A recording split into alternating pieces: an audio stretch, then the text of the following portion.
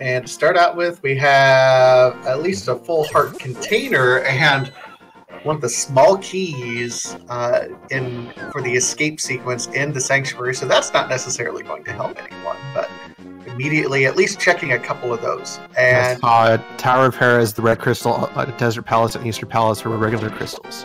So pretty good crystal start for Light World. Absolutely. We're seeing Os immediately is making the play for the uncle, at least to get things started here. Zyrak looks to be immediately going up here, going to be checking the tree pole, as well as maybe checking what the lumberjack ledge is going to be. And seeing what the bush crab is. And Swerb looks like he's doing the Houlihan to get some rupees. Not a bad start. Houlihan at least lends some consistency to what you're going to see. I didn't quite see on Zyrak's end what was there. Yeah, he didn't go far enough, but it doesn't look like there's anything too good if he didn't take a second glance. Maybe we'll see through Yudai's side.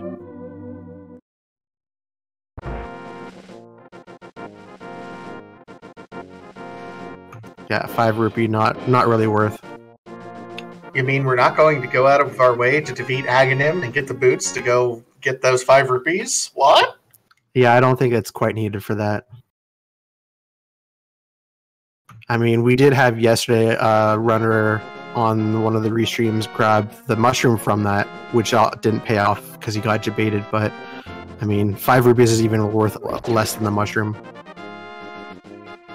You know, I can absolutely understand someone grabbing the mushroom at least, because you have to make that gamble, and I think in this race, someone's going to make it. Yudai and Zyrak both simultaneously picking up the magic powder as well. That's a great survivability item. And a nice bottle up in the race game, so that'll be very good for Kakariko Village if you're coming down from the south side like Swerb is.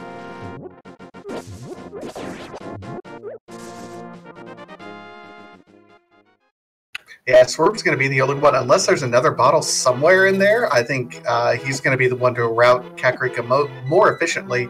Not that anyone knows it because of that wonderful thing, but that sick kid might have something that will break this open a little bit. Yep, Swerve is going to get that bottle. Yudai is going to be the first one to show us. He has not purchased any bombs yet, so he might have to make a return trip here to Blind's hut. It's usually pretty good to find bombs. Unfortunately, it doesn't look like not the case, but he finds a nice shovel. Maybe he can deck up a couple bombs. I mean, that would be nice. He doesn't quite have enough rupees to be able to purchase any bombs either. One of the changes in this version 30 is, and I've noticed it plays more into the early game. I don't know what you've seen in your seeds. Oh, Swerve finds the flippers. And we find the gloves in the well.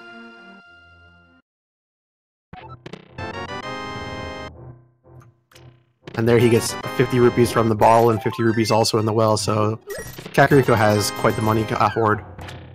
Yeah, that is nice. What I was saying, though, with the change in version 30, exchanges all of the bomb and arrow capacity upgrades to just bombs and arrows. And I don't know about you, but I always find that I can almost reliably go through an escape sequence or open a few treasure chests and find bombs somewhere. It is much less stressful in that early game to try to find, an early bomb upgrade if I'm going through escape or anything like that, just because bombs are so much more likely to happen. Yeah, it just so happens in this seed, not quite. No easily accessible bombs. They had to buy them.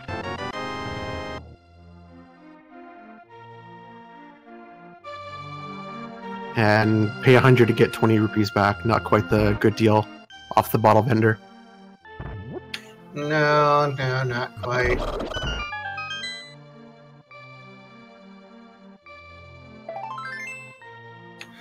So Kakariko has absolutely at least unlocked a few different options for us. There's the Moon Pearl, which no one else had bombs to get yet, so that's pretty big.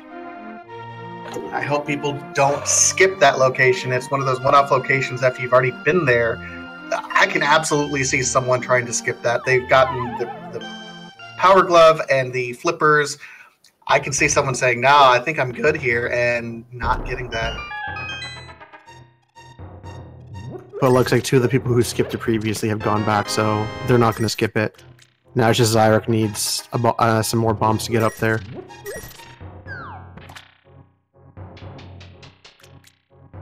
So early Kakariko, we got another fetch quest in the shovel. We have flippers and the power glove. Does this change, and the moon pearl, does this change your early routing at all?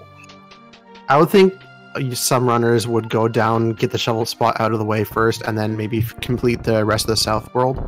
But other than that, I think not really. There's not really enough to unlock, so that they'll just continue with the normal south, the dam and the mini Moldorm cave. That might be a good point, but that's going to kind of play, because Swerve came in from the south, so he's got to go up, check this north area, so he may not be able to route that in quite as well. He may do a save and quit afterwards. Os does do a save and quit and is going to the Sanctuary. We'll see where he ends up going next.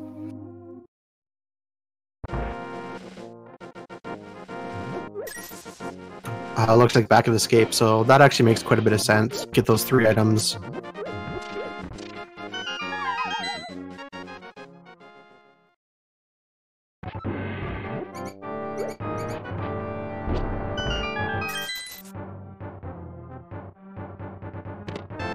Alright, so in the back of his we have Quake Medallion, another piece of heart, and that another big 20. Not going to use the key to go back in there. Those dark rooms and the escape sequence still going to be there. No lamp yet. Might as well hold that for a little bit. Yeah, with that being not in logic, it's not really worth the time investment, I don't think, to grab that one item. No, and we still really don't have much of a weapon either, so we can't, I mean, unless you're going to bomb the rats, I think that would be a little bit difficult. Os is going to make kind of an unconventional play over here to the Eastern Palace area first before heading into that south route. Eastern, I think, has gained in popularity to start things out just because you have 3 quick ones, and if you have a decent weapon, you can go right over into the escape sequence, or to Eastern Palace proper. And the shovel had the book, so that's just another location they can check early on. Desert Palace. Sorry, go ahead. I was going to say, that would absolutely change my early routing to do Mini Moldorm, then the dam, and then over to Eastern, as opposed to maybe picking off the Ice Rod Cave. Yeah, for sure. They might not be able to clear desert, but they can get there, and it makes Agina's cave a little bit more worthwhile for them, since they'll have to go over there for other items. Absolutely. Plus, you know, it is a crystal, so you're going to have to eventually clear it, getting some knowledge whether or not it is boots locked, so you can get as far as you can. Plus Agina, plus the desert ledge item. I think that would be a solid play right now. But it's continuing on through Eastern, so we'll see. Oh, the fire rod underneath the water. That makes desert a little bit more appealing if it's not boots locked. Yeah, that absolutely means we can go ahead and clear it now. It would be difficult if you ran out of magic. There are no guaranteed full magic pots over in that neck of the woods, so it would be difficult, but oh man, if you can manage to pull it off, that would be great.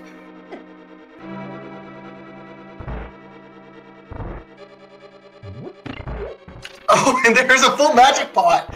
Holy cow! Well, remember also the potion they picked up was a blue potion, so... And the hammer in Eastern, wow, that's immediately exiting out of Eastern now that he has a weapon. So yep, I'm good. I'm good from here on out. And nothing in Mini Moldorm, but yeah, with the bottle they picked up being a blue potion, they do have the magic through that if they actually need a magic refill. So Os actually has Dark World access now between the hammer, the gloves, and the Titan and the Moon Pearl. So immediately going into the Dark World, just following these breadcrumbs deep into the different spheres, looks like we're going to have our first hype cave chat sub 10 minutes. Wow. That's pretty quick, and a nice flipper over to Ice Rod area cave. So we'll see what's in there.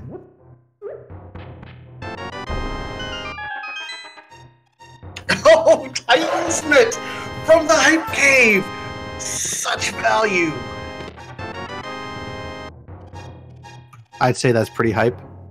Yeah, that's sufficient hype to retain the title of Hype Cave there.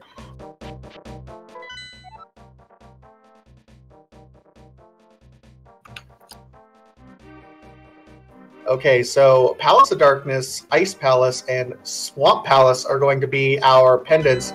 The other 5/6 crystal is going to be over in Thieves Town.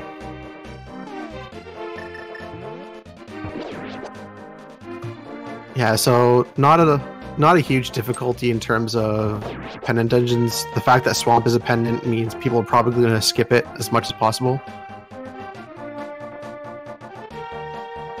Well, and what I've always said about these randomizers is that it's not just about what you do, it's about what other people don't do. So if someone wants to make a low percent play to check out what's in Swamp Palace and something is there early, that could be big, because you're right, a lot of people avoid that like the plague.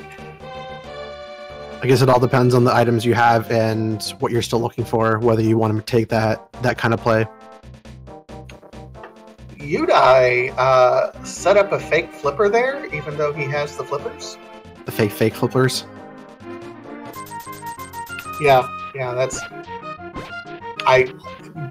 We're just gonna go with it. That might just be muscle memory at that point in time. Probably, because how often do you have flippers this early? Almost never. I mean, I set it up myself too. Just muscle memory at this point. And nothing in the waterfall cave. Just some more rupees. At least he made his money back in the dig game. That's true.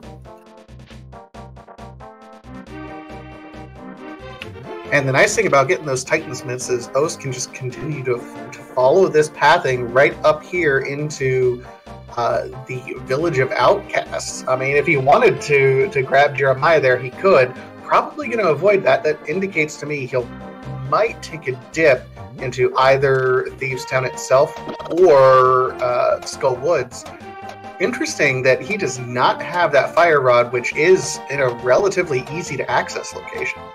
Yeah, because he went eastern first. So as soon as he got the hammer, he's figured Dark Roll is the better play. But also missed out on the sword on Zora Ledge. A big 300 for Os, so he will be the first one with Zora money. Everyone else is at least in the area. That might pull him up to get that sword. Yeah, at least he only has to take one trip to go up there to check and grab that sword as well as whatever's on Zora. Absolutely beneficial there.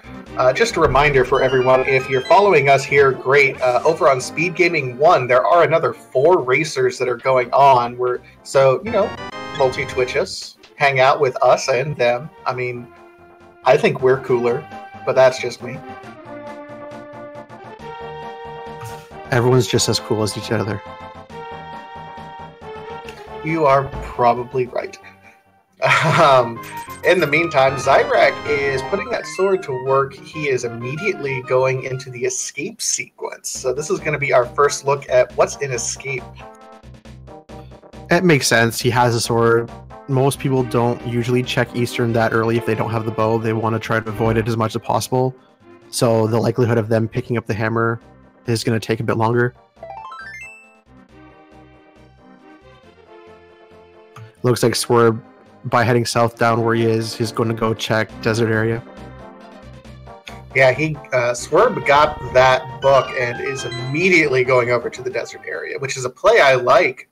Os is kind of on a different path than everyone else, but he's much deeper into the spheres, I think, than anyone else right now. Yeah, because like I said, that hammer, but the fact that the hammer is available to everybody at the same time, it's just because he picked it up that little bit early. He has a different mindset of where he wants to go. Absolutely. Udai is over here in the eastern area now, while Zyrax in escape. Swerve's going to show us what Agita will have for us.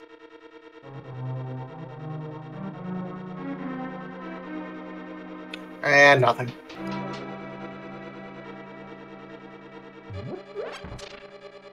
And it looks like nothing can escape, so it looks like the play is to go to Eastern Palace for that hammer.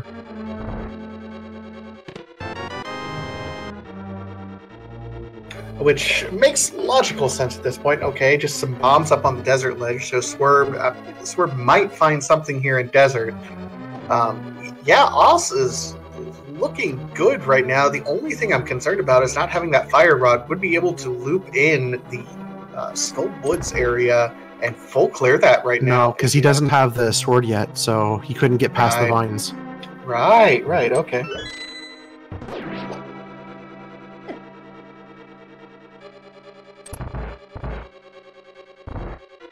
And Udai is going into Eastern, so he'll get that hammer very quickly. We'll see whether he just escapes right out or after the hammer, or if he continues to check a little bit further.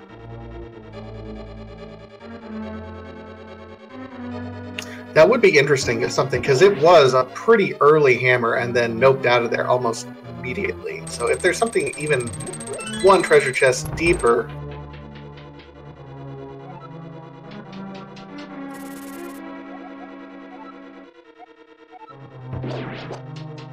Yeah, I guess Os initially thought, wait till he gets the bow to finish off Eastern now that he had the hammer. And it looks like Desert Palace is boots locked.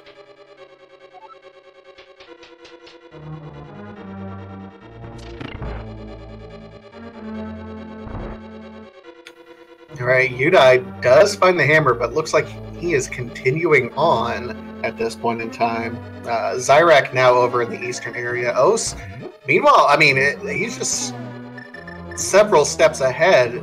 No empty checks so far for Os at this point. Yeah, he's making some really good checks right now. Also, how healthy are these checks? I mean, he's sitting at 9 hearts already at sub 20 minutes. That's pretty decent right now.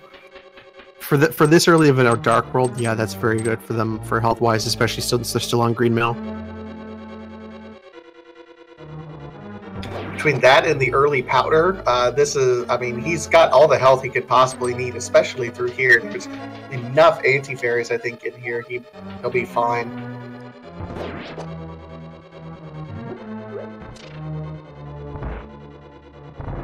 It looks like nothing else logically within Eastern Palace. The last item I think would have been in through the Dark Room or on the boss, which they don't have access to yet.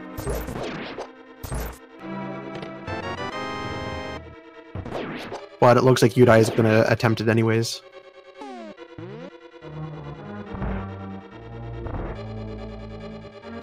Yep, past the Dark Rooms.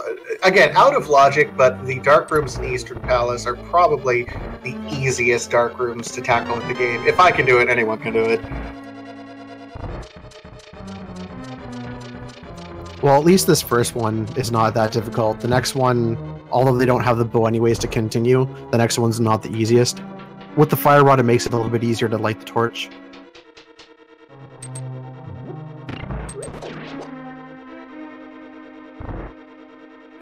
So Os is getting ready to get his first crystal. It is a 5/6 crystal on top of that, but no sword. It's going to have to be hammer strats. Not always the easiest. You have to be really careful here. He does have a potion, and looks like Armos has the last item in Eastern.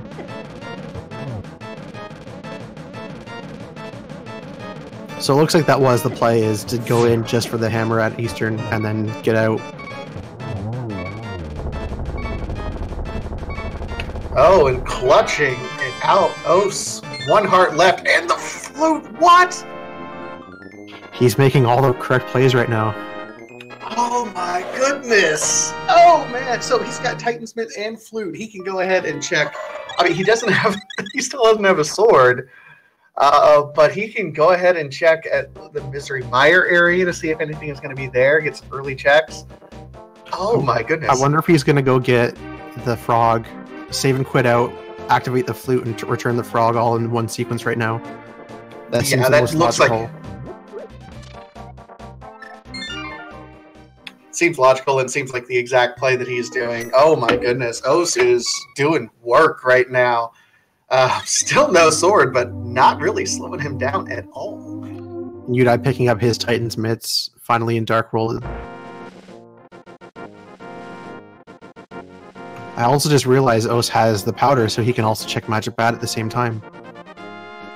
Such efficient checks, and it's not always that you can do that, but Ose being able to do all that saves a ton of time, doing it all in one foul swoop.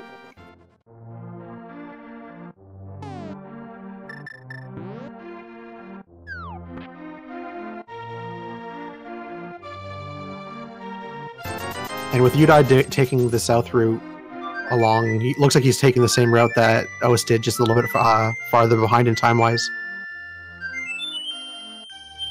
Now, we'll see if that's going to, if anything else is going to change. If Yuta and Zyrak end up continuing their play up north because they have that Fire Rod, again, it's another crystal, and they'll have the hearts to be able to do it. Mothula is not bad if you have the Fire Rod and at least one potion.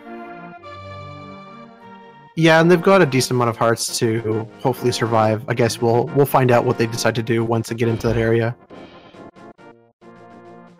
They might essentially find the same flute and want to activate it as soon as possible, knowing that they can come back just as easily with the Titan's mitts. This is true. It does. Titan's mitts means access to the Dark World from this side is a lot easier.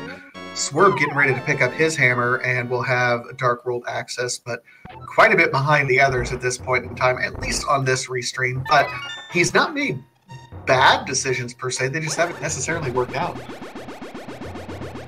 He's been very efficient in terms of checking as many locations as he can, just not being as fast at the checks as Ose has, or at least the correct checks at the correct time.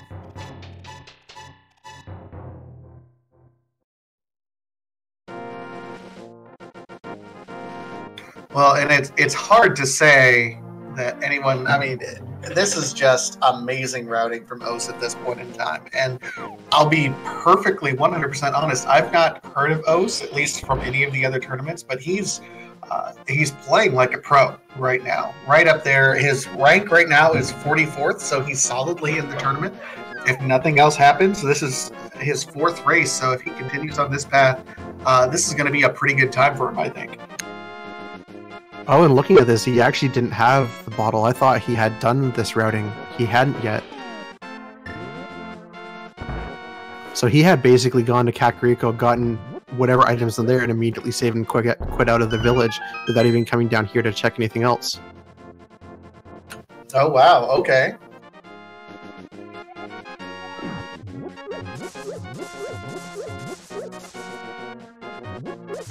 And still no sword, so he's got to pick up these bushes.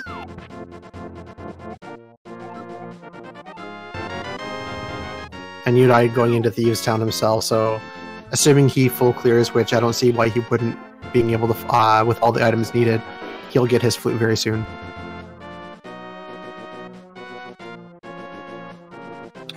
Absolutely. Here comes Swerve. He's also got his Titan's Mitt. So on the same path, I mean, the items laid out as they have been, it feels like this is just the path that you want to do right at the moment. Yeah, there wasn't really much else places to go. I mean, they could have dipped Pod, but the amount of items they can do once they picked up the mitts and Hype Cave, this seemed like the better play.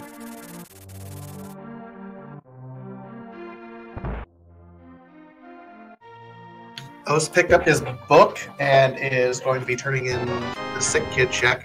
That flute, having it first absolutely means he's going to be able to route things around quite a bit easier.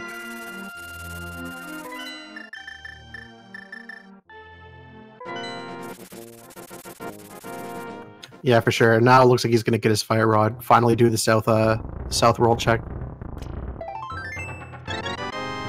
And it's a good time to do it right now. I mean, everyone else is kind of running over the other spots that he's in, so he'll be able to do these checks and do them much more efficiently with that flute. We'll see if he goes over to the desert area, which, I mean, he could do that and check check Agina and the desert ledge much, much faster than anyone else is able to, simply because of that flute. Yeah, and then while he also flutes there, he can flute and then go into the Mire area, check the requirement for Mire as well as what's in the shed. I wonder if he's going to actually do Zora now. He has the money. He'll be in the area to be able to just swim through the portal. This seems like the best time to do it.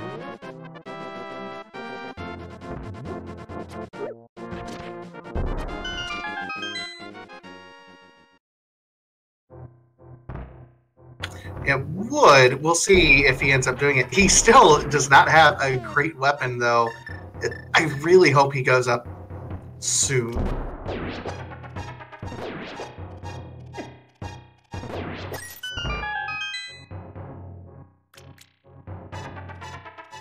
So that was a good hint that I missed earlier in Thieves Town.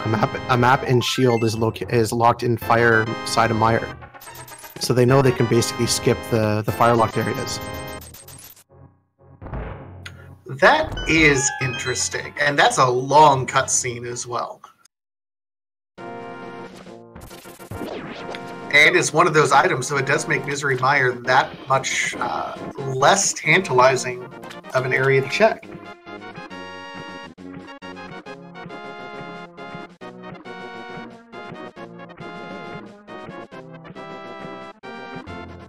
No one told him, but if he continues on the route he's going on, he'll get his sword very shortly through the Zora ledge. Looks like he's doing the water checks now. Yeah, and the key thing is he hasn't lost any time by not having the sword. I mean, his blind fight was slightly longer, maybe, because he used hammer instead of sword, but even then, it's not really hurt him a whole lot. I think the only way it could possibly have hurt him is if there was something in Skullwoods and it takes him a little bit longer to check. Oh, no, I was wrong. He's skipping the rest of the water checks and going up to the mountain. Okay, that's... I mean, it's not a bad check. It's not a bad check at all. Especially when you look... Well, I don't know. You don't have the Mire, you don't have the hookshot, so east side of Death Mountain is locked to you right now. I'd still want to try to maximize like number of locations at this point, unless you know he's had great luck up to this point in time. So who am I to guess? The other thinking that might be is he realizes this is a save and quit through saving the old man, and there's a hint up here. Maybe just do both of these at the same time.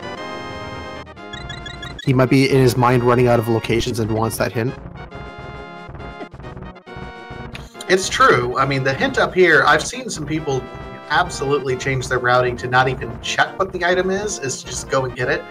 Because the time saved from the hint, it kind of counterbalances the time that you would spend checking it to save any time if it's worthless.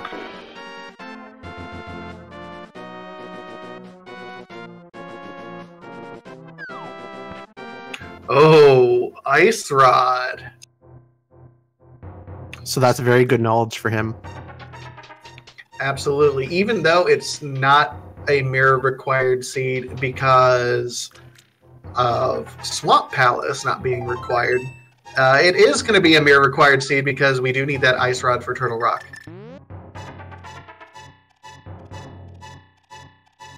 And at least knowing now where it is will prevent him from coming to Death Mountain searching Turtle Rock for something important.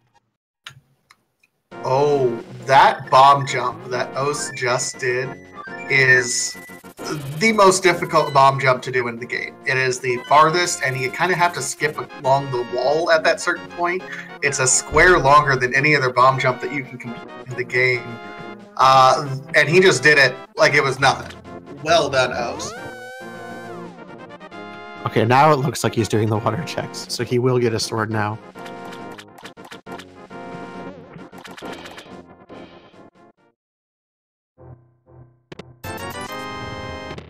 And you die with his flute and sword. With his flute now, after finishing Thieves Town, is going through Hammer Pegs. Will get his 300 rupees.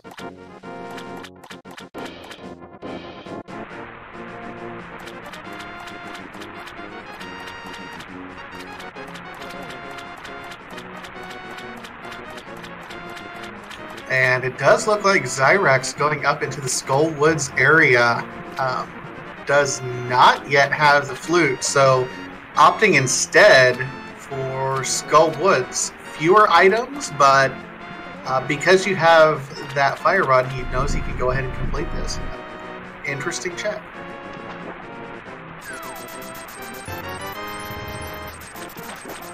And a 10% return on your money. You know, I've seen a lot worse things on Zora. I think I'd be happy with that 10% return. And it was worthwhile to come up here to get the sword as well, so pretty good. Absolutely. Yudai trying to outrun his boomerang there.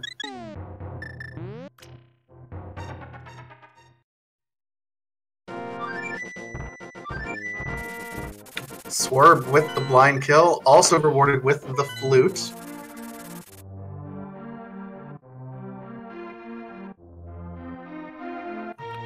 Looks like Os might be coming up too with that sword, Skullwoods now as well.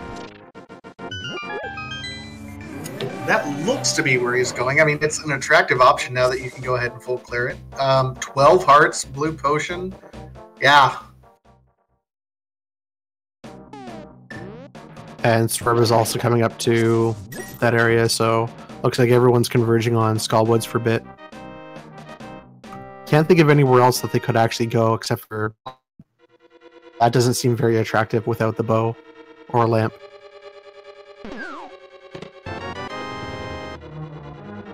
May not be very attractive, but you and I both have seen plenty of seeds where that's still the only play left after a certain point. Yeah, but it's also the case where most people think if you have crystal dungeons you can clear those first. So might as well check Skullwoods with 2 items that you can clear versus Pod, which you can't clear yet.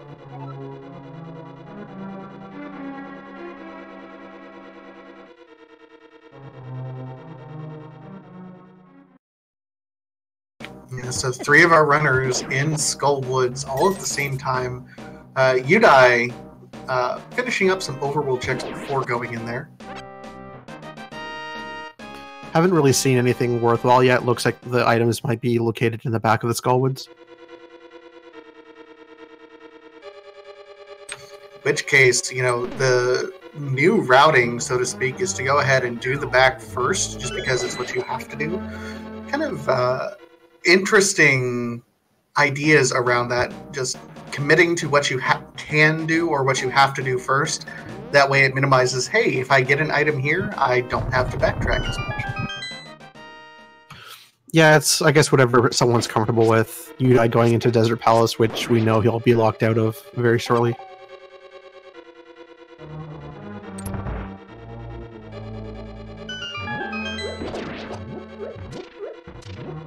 Alright, Zyrak, first one to Mothula, going to show us, looks like spin strats right at the moment.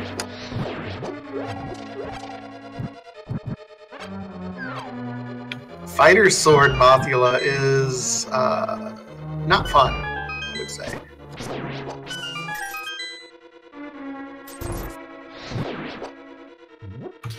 Yeah, it doesn't look very fun. I don't think I've tried it myself. If I were in his situation, I would have spammed the fire rod shots first, and then as I almost die, use the blue potion so that I can spam more fire rod shots. Well, Os right now on it. Zyrak threw it. The name of the game in Mothula is always patience. Wait until you have a clear shot where Mothula's away from it. Os is using hammer strats. What? He's doing pretty well so far too, so...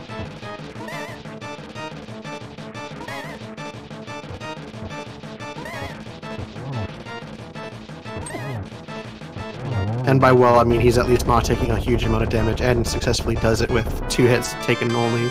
That's not bad. No, not bad at all. Just the big key there from Os. So still 2 items to go that we've seen.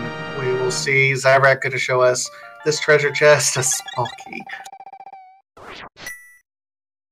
So I guess I must have missed one of the items, but it looks like the big chest will have the second one.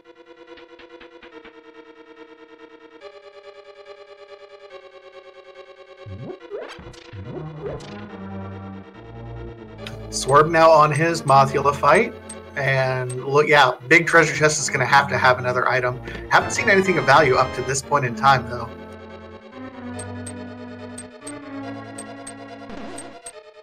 And Udai being the last runner to make their way up to Skullwood, so looks like everyone's just going to get this out of the way as soon as possible.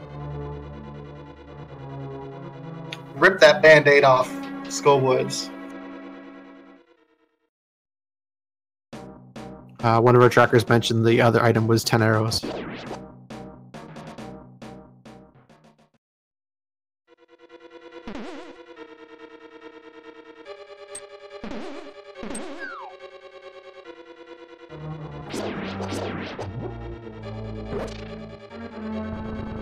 And just a piece of heart. So Skullwood's not really good for items, but at least completed it for the crystal. So we are either a hookshot or a mirror away from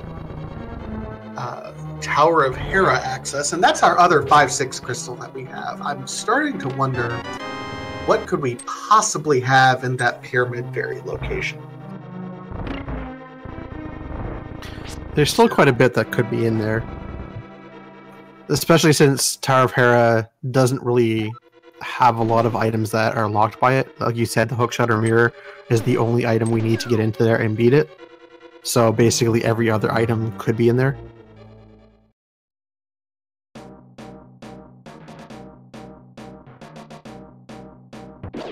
Including both of those items, because we only need one, so we don't need the other. That's correct. I wonder where people are going to go now, though. Looks like Zyrock's unlocking his flute. I don't think Os went to Mire area, so I wonder who's going to check that first. If Quake is the item, oh no, they couldn't get in there without the boot or hookshot. Yeah, and I can see someone trying to save that check until you at least have a mirror to loop in Checkerboard Cave, but if something like that is locked behind it, either the mirror or something leading to the mirror is there, I mean, it's 2 quick checks. Would you rather do that, or would you rather dip a Pendant dungeon in this case? Yeah, because the only other place I can think they can check right now is... they can check Ice Palace or Palace of Darkness, really. They're kind of locked out of all the other dungeons. Ooh, you mentioned Ice Palace. I mean, that is another Pendant dungeon. But you mentioned it earlier, you know, some runners are prioritizing Ice Palace because of those 3 telepathy tiles. Some people prioritize getting the hints. Look like Os is getting the purple chest, so we'll see what he does after that and what that item is.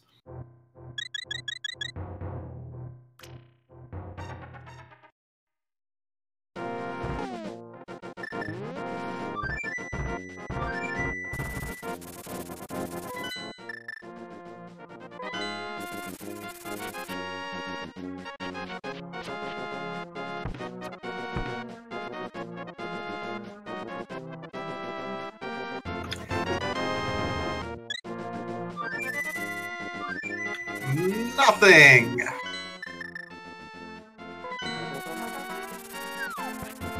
Yuta doing what he can to try to save his magic right now.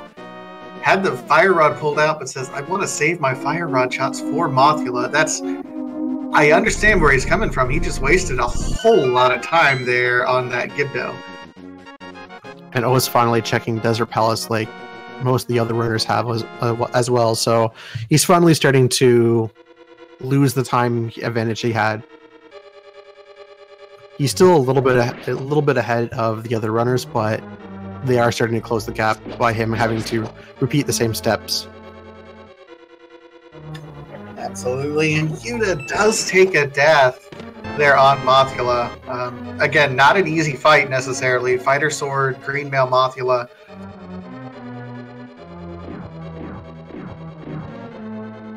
It looks like he decides it's not worth it right now. He'll come back when he has a bit more items.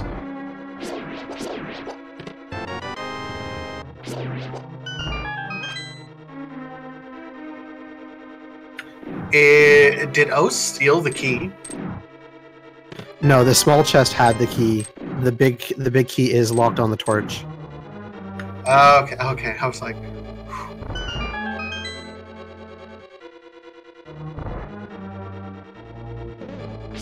Zyrak now doing the same thing. Still no boots. So what's the play? I mean, it feels like if it's not in the Mire area, Swerve's checking it though.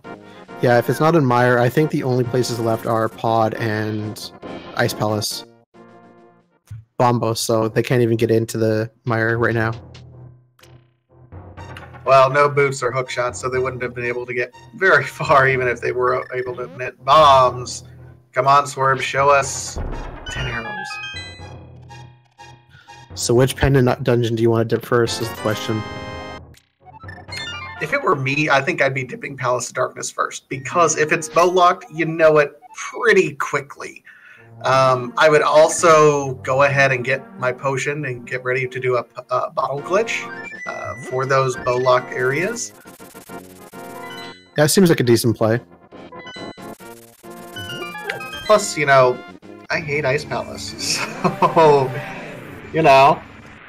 I think that plays into a lot of people's opinion is they hate X dungeon, so they'll put that one off as long as possible until they know they have to go in there.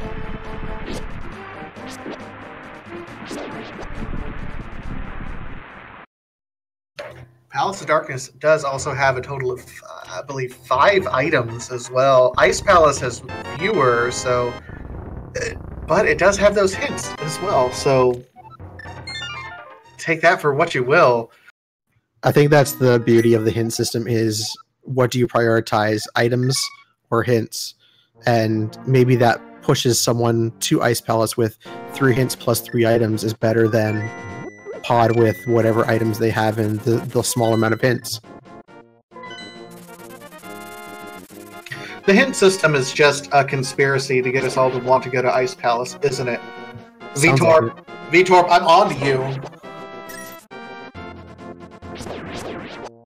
It looks like that's what Zyrak is doing, Ice Palace.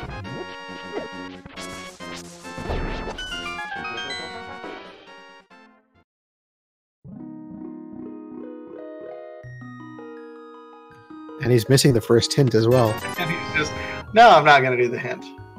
We were talking about how much, oh my gosh. To be fair, some of these runners who have been around for a while, who almost have muscle memory routing when as soon as you enter a dungeon, aren't used to the hints yet. Yeah, that's very true.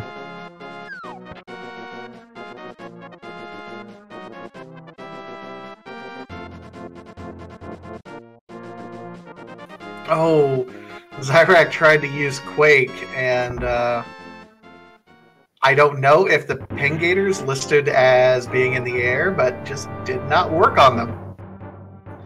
It looked like they were in the air to me, so I guess instead of trying again, just figures do it this way to make sure they get the kills.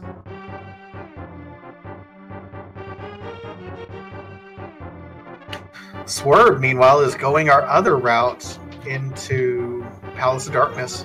And there's Bombos and Ice, so everyone will have to dip Ice at some point for that. This is true, because Bombos required to get into Misery Mire. That might be a blessing in disguise there for Zyrak.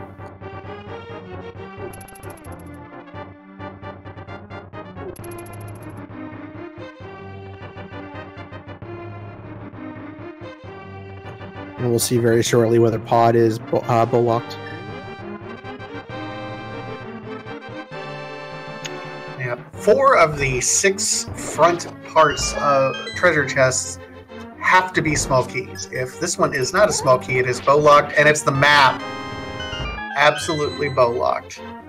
And a joke hint for one of the hint tiles in Ice Palace.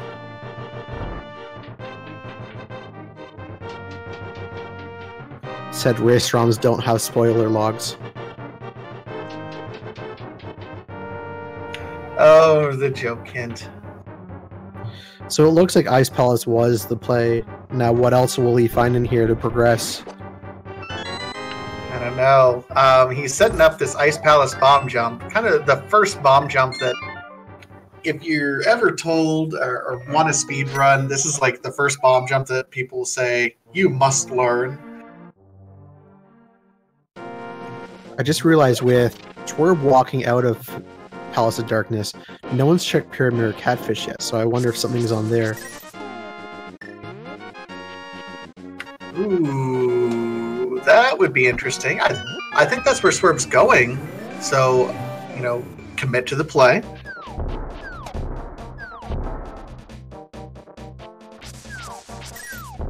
I mean, these are faster checks than going to Ice Palace.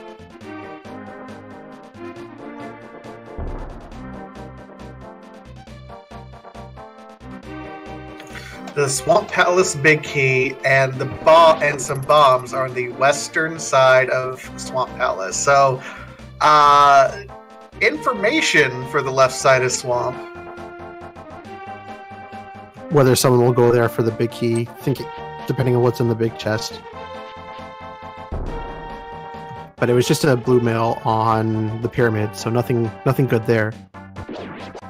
A little bit surprised Swerve didn't pick it up. I think for that short of a walk, it wouldn't have hurt. No, it wouldn't have hurt, and Os is going to pick that up. I don't know if anyone else knows. I'm a scrub. I would pick that up. So, I mean, that's brassy, I think, on Swerve's part to not pick that up. I mean, with 13 hearts, that is pretty decent amount of health, but, I mean, I'm not sure. I also would have picked it up, but he must be confident, or he thinks he'll find the other mail somewhere else. He doesn't need to take the little extra time to pick that one up. Catfish is just a heart container, so Zyrak is on the right path then. Yeah, I'm going through my mental checklist of possible locations, and I don't think anything else except for Ice Palace is possible at this moment.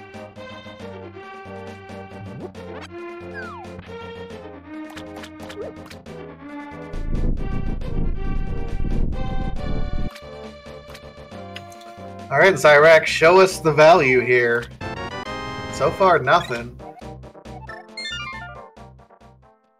I mean, I wouldn't say nothing. Bombos was in here, which they did need, but it just didn't unlock anything. Cape also doesn't unlock anything. Oh, wait, no, Cape will do Spike Cave. Cape will do Spike Cave, Cape will do Bumper Cave as well. But Bumper Cave only had a heart piece, so we know that's not anything. No. Or if it's wasn't that, I know for sure it wasn't anything.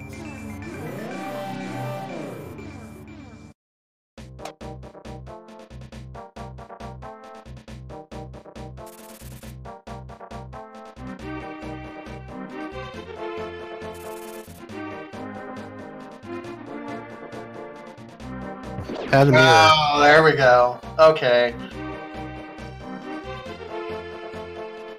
So that does give us access to quite a bit. That's all of Death Mountain at this point in time, which I think is going to be the next play. Except for Hookshot Cave, it does unlock everything from Light World, Death Mountain, and Dark World. It also gives beginning access to Swamp. Oh yeah, and this is the green pendant, so makes sense to come in here to defeat the boss. Yeah, as one of our trackers, HahaCell, said earlier, we did get a hint also that says that the green pendant holds a unique item. Whether that item is a good unique item is a matter of opinion. We'll find out once it gets picked up. Single arrow, you think? Could be. It is a unique item according to the code.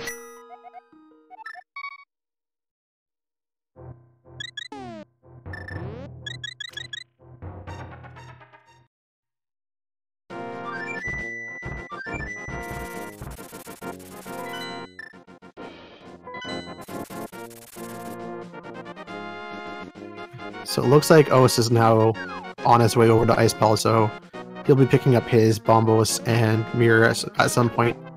Most likely Cape as well. Oh, and our restreamer Synac is telling us we had the single arrow already. That's true. Oh, it looks like he's actually buying some bomb upgrades.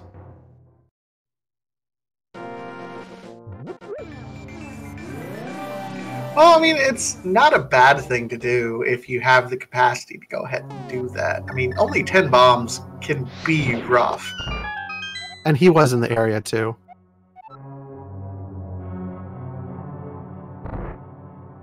The heart container is in the chest requiring a specialist?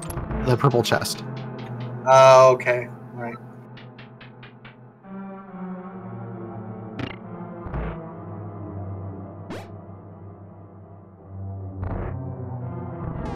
Alright, Zyrak, he is mirroring out, and is he going to also purchase, or is he going to flute away and show us something special?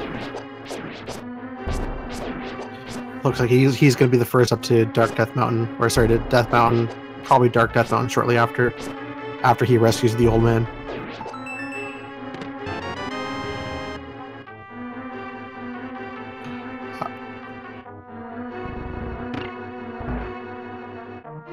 Yeah, Cryptics in chat. Was there anything in Ice? Ice was actually pretty loaded, all things said. It was the cape, Lombos, and the mirror.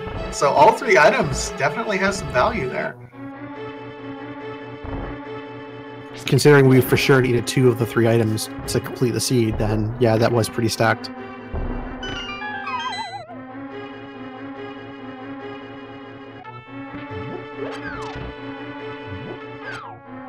Udai looks like he's making his way to Ice Palace, as is Swerve. So 3 of our 4 runners doing Ice Palace. The 4th having already completed it and found all the value there. Zyrak with the edge, at least at this point in time. I'm pretty sure the rest of them had completed all the other checks they could have, realized this is the only place they could go.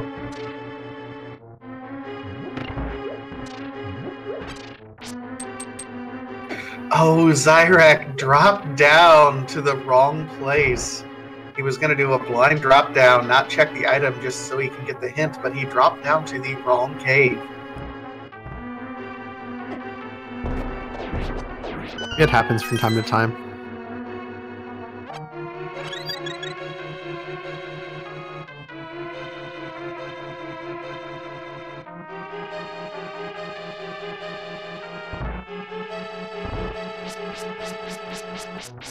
But still, how mean has this seed been where it's going to require you to do Fighter Sword Ice Palace? Fighter Sword, bootsless, hookshotless Ice Palace. I mean, that is pretty bad, but you didn't have to defeat the boss. At least I don't think. We'll find out once someone returns the green pendant.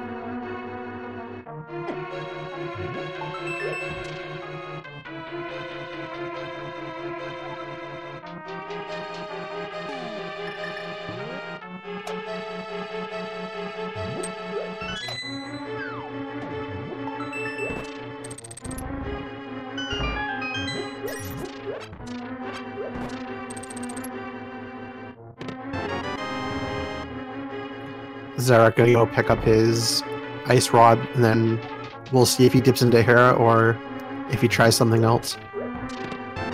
Hera seems logical. He could also go ahead and check, the ether tablet up here with the book.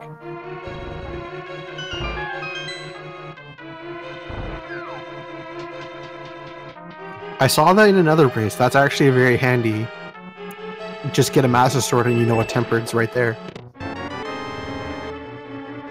Yeah, I mean, that, and Tempered, how much does that save on it? I think it'd be worth a trip, especially if you find another sword up here on Death Mountain somewhere. Just bop on over. It's absolutely worth it. Yeah, the race I was thinking of, actually, funnily enough, this first race I commentated had this exact thing, where the other sword was in Paradox Cave, so you could just walk right over, grab the Tempered.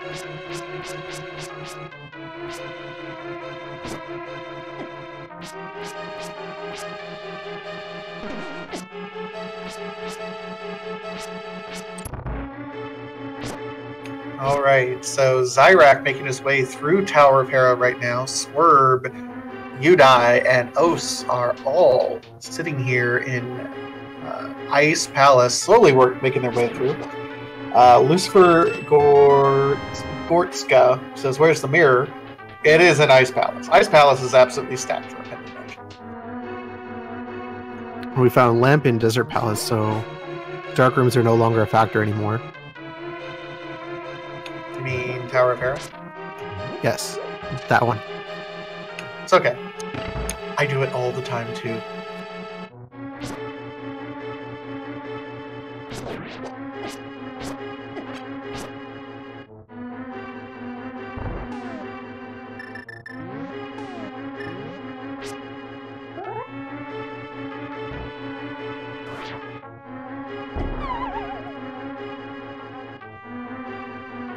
Os didn't quite get that bomb jump, unfortunately.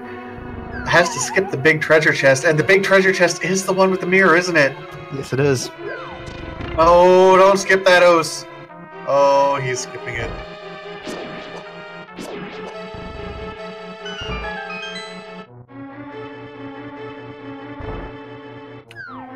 I don't know if he heard me, but he's going back. Well, if he did, it's a little bit of time travel because he's 20 minutes ahead of what we're seeing. Oh, he went to get the anti-fairy. Okay.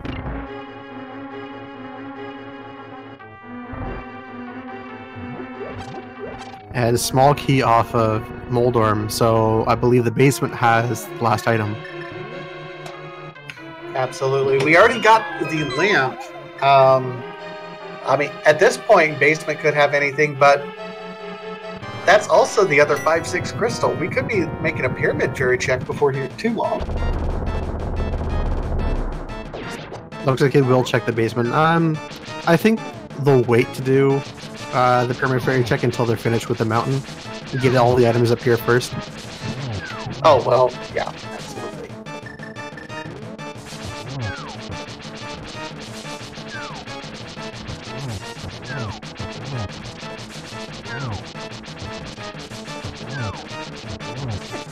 I missed the coffee break on the first time. And the towel knocked him off the second time. Yeah, that coffee break can be a little bit difficult to set up if you don't have just the right things going for you.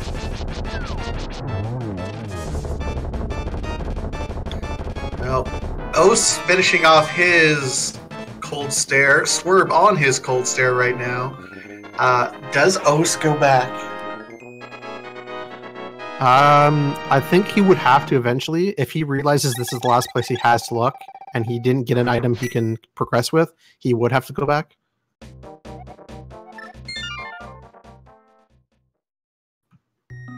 Not going to right now, but he'll have to come back eventually. I think he's probably thinking the cape and Spike Cave is maybe the play, or not. Yeah, I don't know what Os is thinking at this point in time. That missing that bomb jump is wrecking Os's day. Yeah, he's going to... Where are you going? Drop off the green pendant.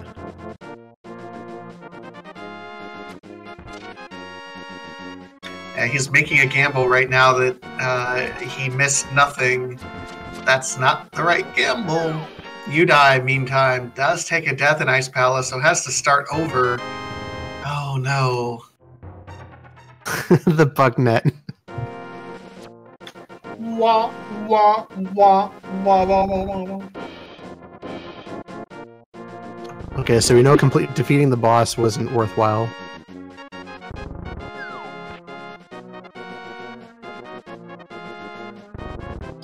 Zyrak, meanwhile, doing work up here on east side of Death Mountain. Gonna go over here to Dark Death Mountain. He has the mirror, so he'll be able to glitch his way with these blocks to get back to the top and do his running around as he needs to.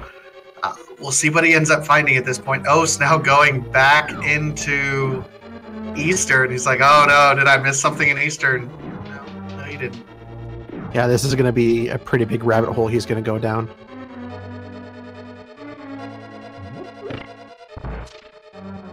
Paradox having Brian and 3 bombs so far. Cane of Burnout. Best cane.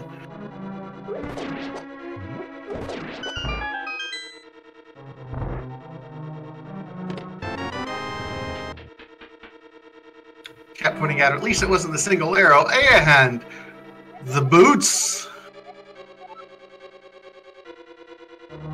And our Master Sword and half magic. So that's 2 commentated seeds, both having tempered or a sword upgrade on either tablet that had a Master Sword in Paradox Cave. Yeah, and you stop what you're doing. I mean, finish this off, but before you go anywhere, you go back and get that tempered sword. Yeah, before you leave the mountain, that seems like the best play. Those boots also unlock not only Desert Palace to go ahead and be able to clear that one out, and that's a pendant, but also is our access to Misery Mire as well. They don't have the cane to clear it, but they can go in there, get the one item we don't know about yet. That's right, that hint earlier did tell us that there's some bombs there past the Fire Rod lock locations. No, it was map and shield, I believe. Map and shield, right. I think bombs was in Swamp Palace with the big key. With the left side, yeah. Also worth noting that Boots does unlock at least the first chest in this hookshot cave.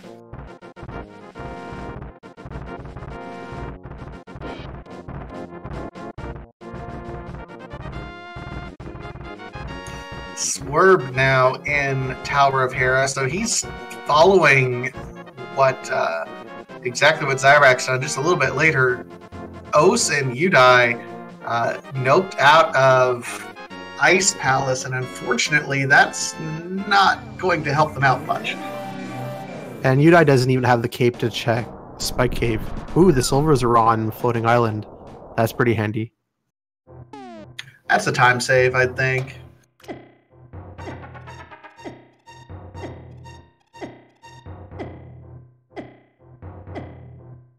Looks like Quake for Turtle Rock, so he can access it, or at least open it up, just check the hint tile.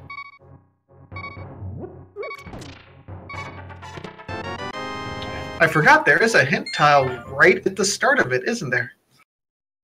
Yep, and just a bottle with a fairy in it in Spike Cave. So Os is running out of locations to check. He'll have to eventually go back into Ice Palace. Udai didn't even get the cape, like I said, so he has a lot more of Ice Palace to check.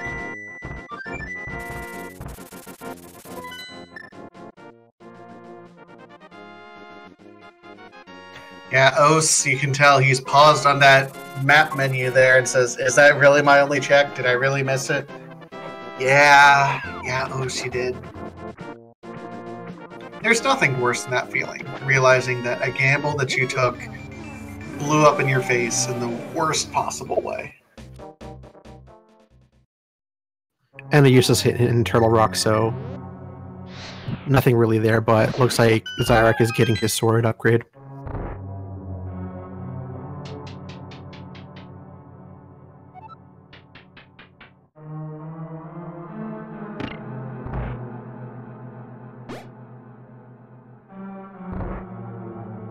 So do you go ahead and do Desert and Misery Mire, or do you take a pause and go do... Because we do have access to that Pyramid Fairy. Do you stop and do that first? That's a good question, because we didn't get any items in Desert Palace. You know there's still 2 items there, and you can clear it, but you know you have 2 guaranteed quick checks in the Pyramid Fairy. And I don't think Zyrak actually checked the pyramid itself, so you can route that in as well.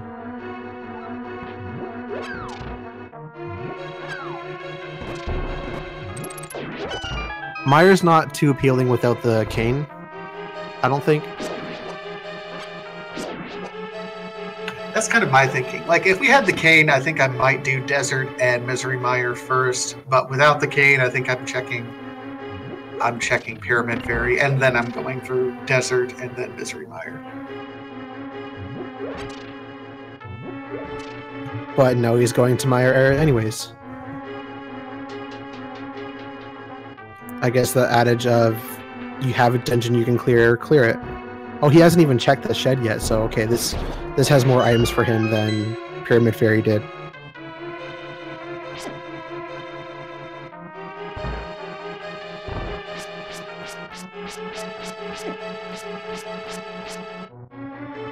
Well, and he can also check Checkerboard Cave, because all of the other runners who have checked this up to this point in time didn't have the mirror when they came over here, so this is just another check.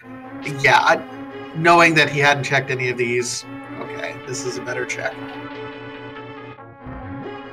And Udai's looks like he's going back into Skullwoods to finish that off, thinking the item he missed or he needs is located here.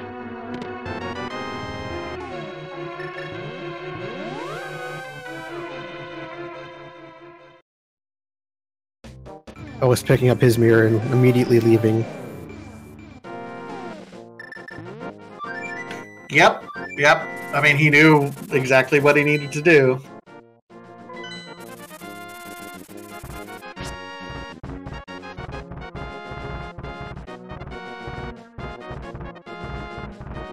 So let's see what's in Desert that they needed for the boots. Hopefully there's actual progression here. It'd be nice. Again, only 2 items, but we'll get both of them real quick here and then on Land Bolus. Just a big 20 so far.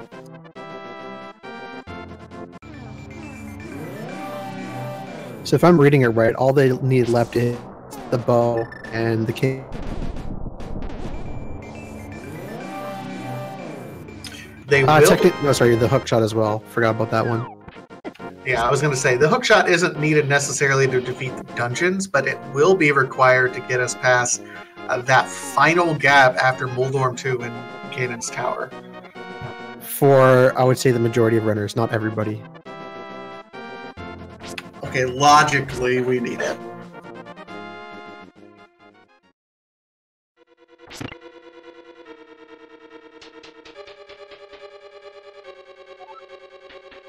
I should note that we do have a handful of runners who have forfeited from the race on the official channels. Some of them, for example, have already completed other races and doing worse than what they've already done. It will do nothing but knock their score down. So they're just like, I'm gonna save the rest of my time. Yeah, that makes a lot of sense. That if this was going to be their worst race anyways, a forfeit versus a not forfeit is not going to affect them.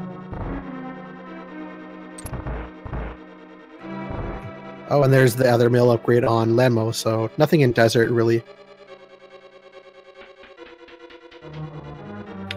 Question in chat from Stu. Can Hookshot logically be buried in Ganon's Tower basement after the big key, say in the Ganon's Tower big chest? Yes, absolutely it can. Because if nothing is required at all past the hookshot in Swamp Palace, which is really the only other place that's required, it can absolutely be in there. It can be in the treasure chest just before Moldorm 2. I think it would also mean that left side GT wouldn't have anything required as well. Yeah, because you would be required to... You do have to use the hookshot to get past that one. You can't bomb jumper or dash jump any of those.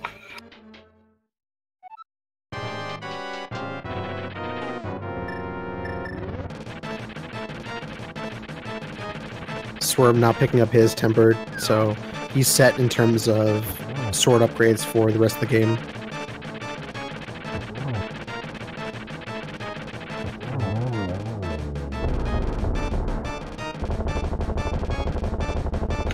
Os defeats his Moldorm 2. Zyra, etc. Overworld cleanup.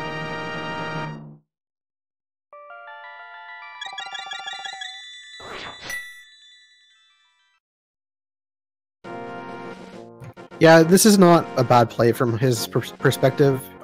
He has, now that he has the mirror, when he gets the purple chest, if he goes that far, I think he actually read that hint, he could then check K45 south of the Grove. So, I mean, it's a nice bit of routing on his part. Oh, absolutely. He's in a very nice position right now. He can, if he got that hit, he knows he can skip that purple chest and just do that.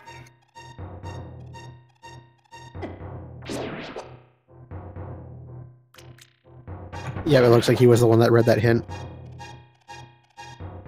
Swerve looks like he is going to be the first one to check this Pyramid Fairy, though. So it's Pyramid Fairy or the bonk locations, I believe. I think one of these has to have a progression. Well, or it could be in Misery Mire itself. The one chest that we don't know about. Or the one item. Yeah, that'd be a pretty low % chance at that point in time, and I think I would rather check the bonk locations and the mirror locations.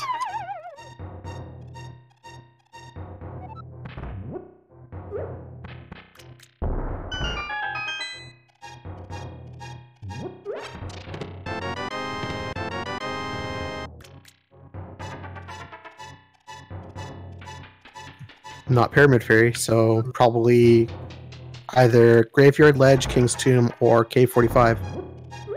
Yeah, we haven't checked Cave 45 yet. I kind of expected Zyrak to do that, but he fluted away. And he's doing those checks right now. Just bombs in Graveyard Ledge. Or it could be Bumbo's Tablet. I just remembered they have the sword upgrade enough and the book for that.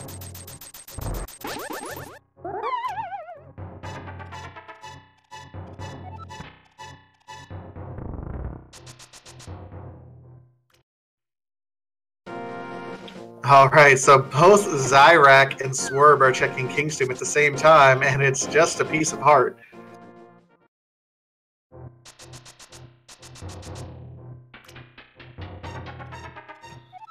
Although, completely trolly location, Swamp Palace. They can check the pre-hookshot parts of Swamp Palace.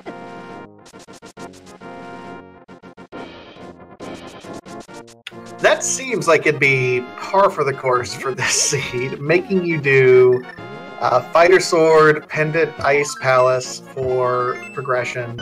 Turn around and says, oh, but you have to do... From that, you have to get... do hookshotless Swamp Palace Pendant for progression. Well, it wasn't Pendant, but it was hookshotless Swamp to get the hookshot yesterday, so... It's not a terrible idea.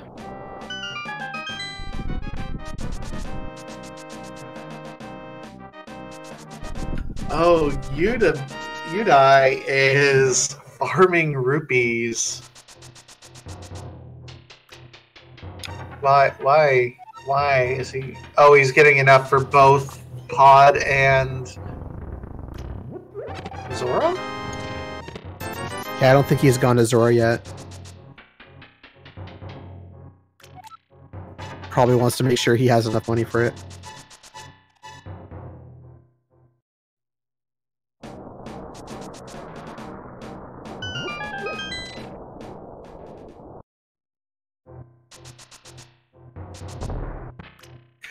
So yeah, this is where the time that Zyrak saved from not doing these other etc. checks is now hurting him, because he's going to have to check these other locations, and it's going to let Os kind of get back into this game a little bit, I think.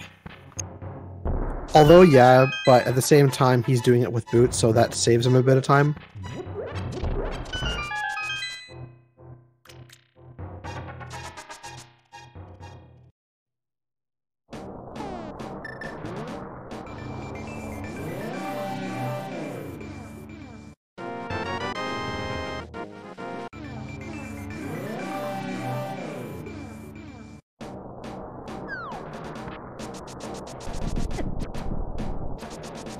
Swerve now in Desert Palace, who will have his Landbow shortly. So Zyrak is still up 4 Crystal Dungeons to 3 for both Os and Swerve. And he's starting to narrow down the locations he can go. Like I said, I think Swamp, Bumbo's Tablet, K45, and the one item in Mire. So he's at least narrowing down into the correct area. Yeah. Which, I mean, would you rather take the risk and dip? I personally, if I were in his location right now, I would check Bombos and K45, and then I would probably do Swamp because of the higher item location than Mire.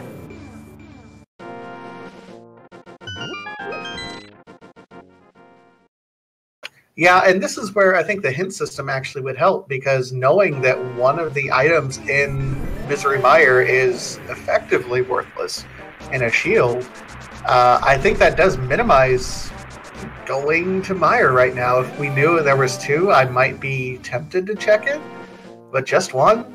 Nah, I think I'll dip Pendant Swamp first.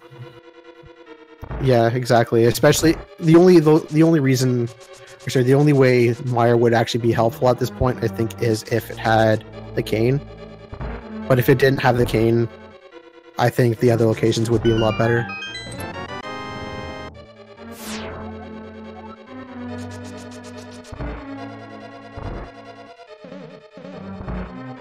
Alright, Zyrak now going over here in his new shiny gold armor, going to show us what's on the Bombos tablet.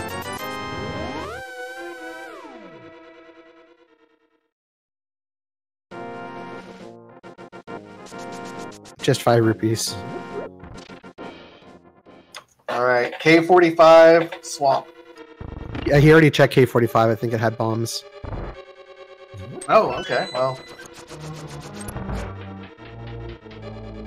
Oh, and Swerve making the call to go ahead and go into Misery Mire.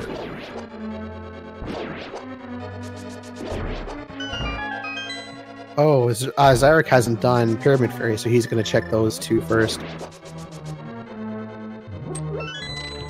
Looks like Yudai finally realized he needs to go to Ice, finally getting the items from there.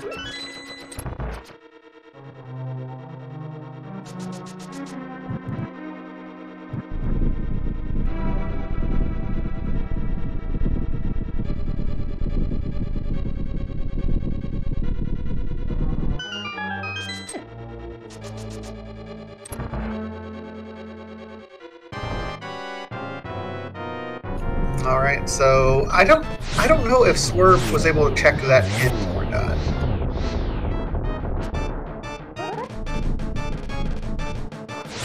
I don't know. I think I missed it if he did.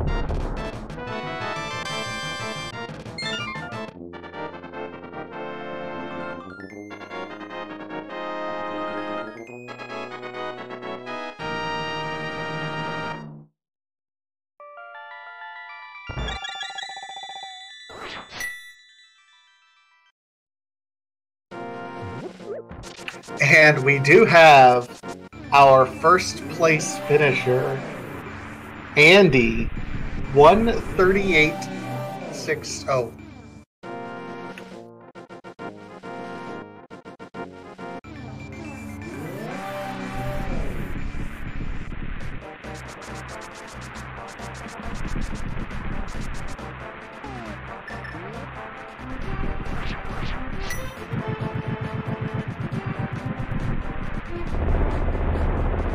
Yep, there's the shield for... There's the shield, yep. And he's going to go down and pick up the map.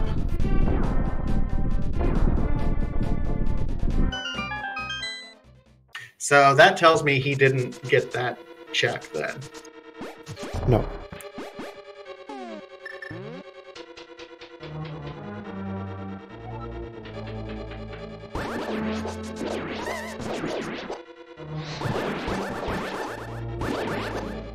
And Zyrak hadn't even checked Palace's Darkness, so he's going to find out quickly it's bow locked. At this point, it being the bow... Oh, and another joke hint there in Misery Mire.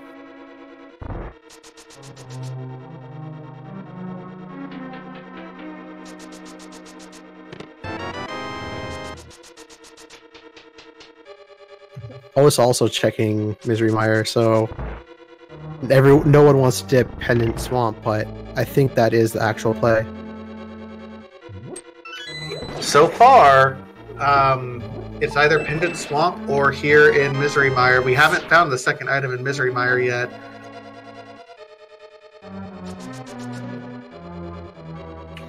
Oh no, and chat pointing out Udai Monistic is currently out of bombs. Well, he just picked one up. A lucky bomb on a kill.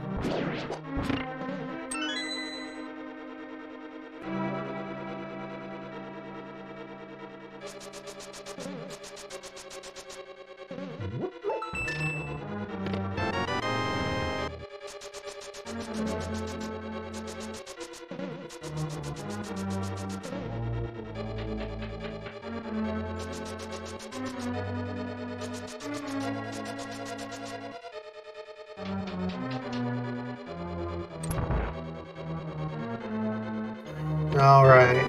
Yeah, Udai's slowly working his way through here. O's finding the big key, but Swerve not finding anything in that chest. The second item is on Vitreous.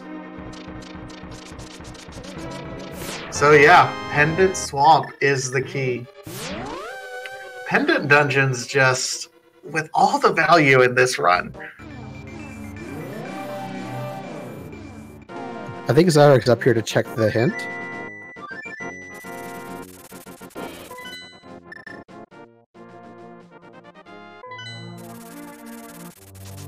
Some caches in Mimic Cave. Okay, so that's the check we can skip. Although, by the time we're able to do that, I think we're good.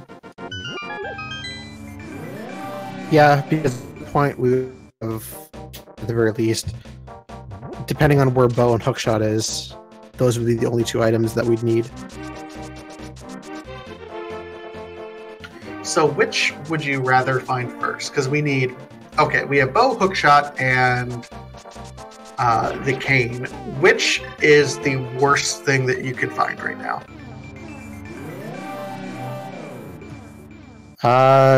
Swerve, actually, with the location he was going, made me think, as trolly as this could be, I would hate to find bow or hookshot, thinking that pod has... Sorry, that the pendant...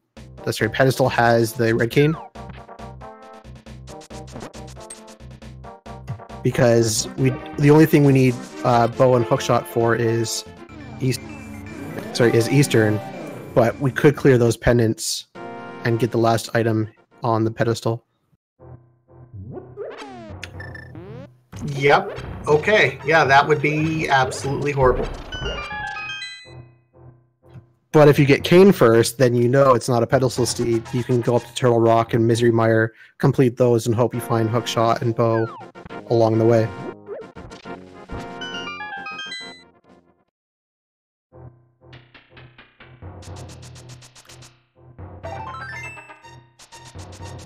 So at this point, we're pretty well sure it is Swamp Palace. Udai finally getting his mirror.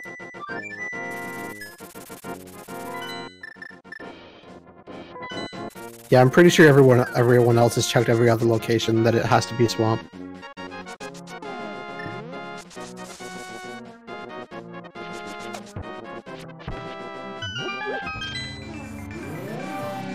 Looks like Swerve is heading in that direction now.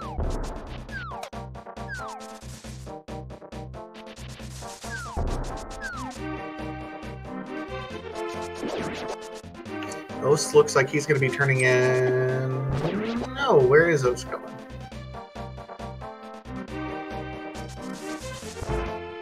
Oh, gotta do Pyramid Ferry.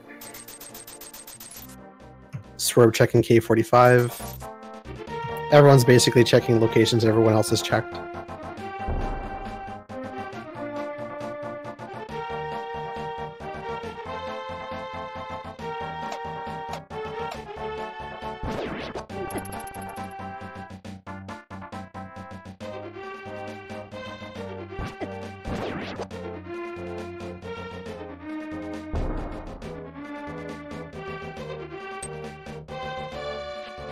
Okay, Swerber, you're going to be the first one into Swamp Out? No. Going to check Bombos. They're all circling the location. It's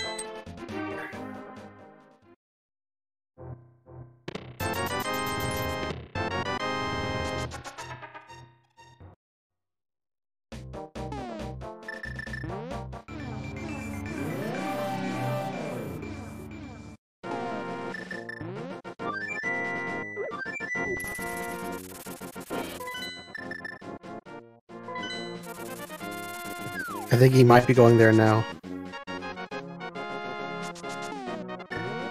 Yep, there we go. There he is. Okay. O's looks like he's at least heading in that direction too.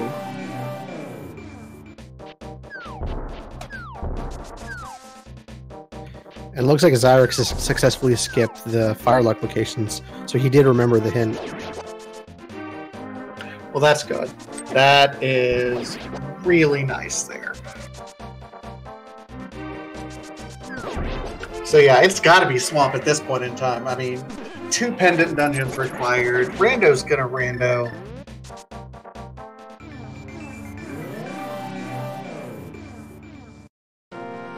Looks like Zyrex heading down there as well. So a nice race between Swerb and Zyrex.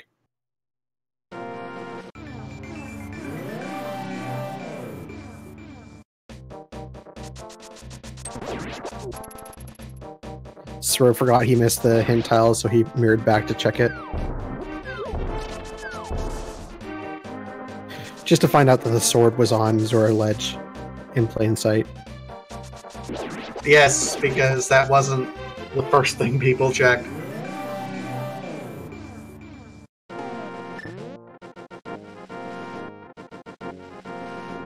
No one said the hints had to be unique or not redundant. Or valuable, even. I mean...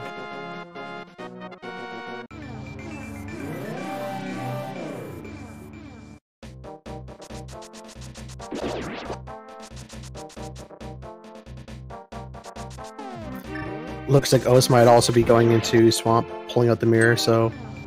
Three of our runners all in the same location that they need to go. Well, and that makes sense. All of them have checked just about everything else that they possibly can check at this point.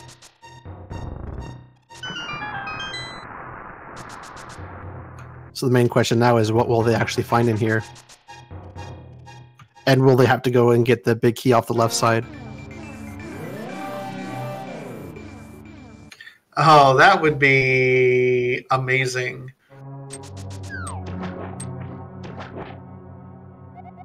Nope, there's the cane. Well, here's the question: do you leave, or do you find out what's in that big chest? It looks like Swerb is leaving with it. Oh my goodness, we're being raided. Thank you so much, HBI2K, for the raid.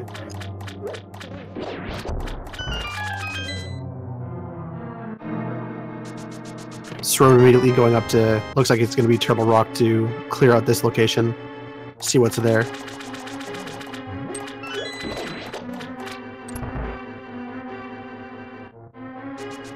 Turtle Rock would be an interesting gamble. I don't know if I do that. You can go ahead and clear out Misery Mire now.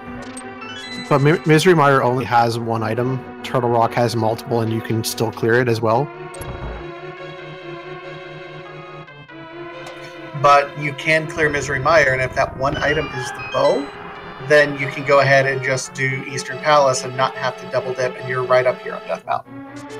That's true, but at the same time, you have to go. A full clear is the same as basically if you didn't have a full clear Turtle Rock. You're just saving yourself a trip up Death Mountain. I still like this play for the multiple locations you can check versus the one item. Especially since Swerve has already dipped into Misery Mire.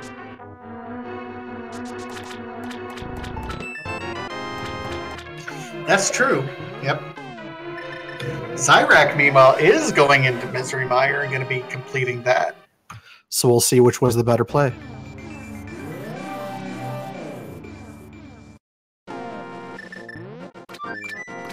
The Dongos dislike something or other joke.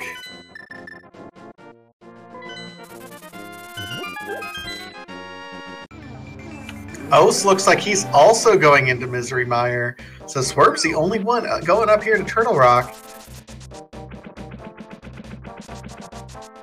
And fighting the bow immediately, so... What?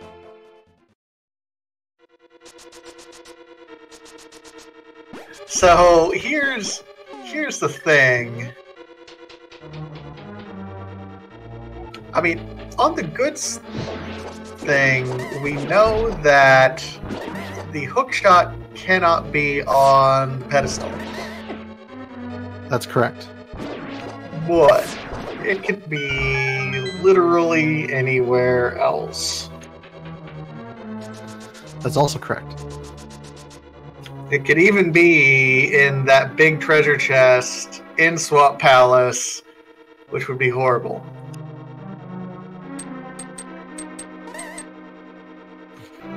I guess we'll find out eventually. But it looks like a double dip off of Turtle Rock, sorry, of the mountain was needed. Since the bow is in Turtle Rock, they would have had to come up here to grab it to finish Eastern Palace. Yeah, so no time is going to be saved from Ose and Zyrak doing this particular check. They just get out of the way a little bit earlier, that's all.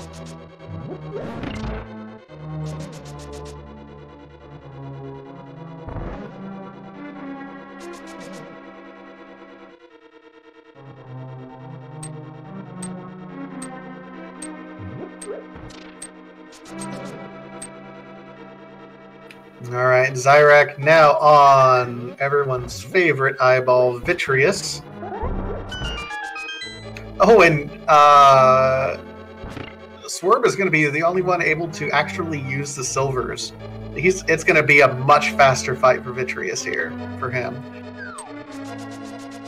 Or you die if he ends up doing the same route that Swerve does once he gets to his cane. But yeah, that's going to be a huge time save. Ooh, the mushroom. Oh, I hope that.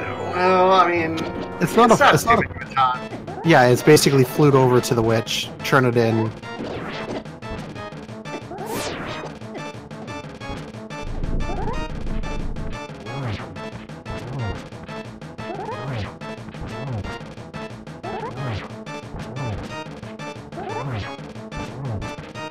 Yeah, and I want to apologize, everyone. I think I spoiled stuff in SRL. Let's not have any spoilers from any other stream, any other thing. I'll say whenever the time is synced up, but that's on me.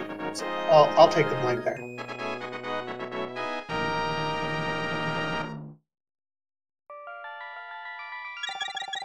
Looks like Zyrak is immediately checking the mushroom as well, just for some money.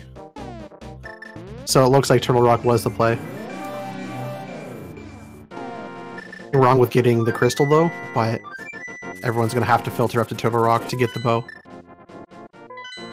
So many bottlenecks in this race. Just really kind of amazing how many times we had. It just opened up the world so early. You know, we were in Dark World sub 15 minutes with Ose. And then things just kind of bottlenecked there until you did Fighter Sword Ice Palace in a pendant. And then you had to do Swamp Palace with a pendant. It looks like Swerve didn't get the hint saying Casper's in Mimic Cave. So he took the slightly longer check.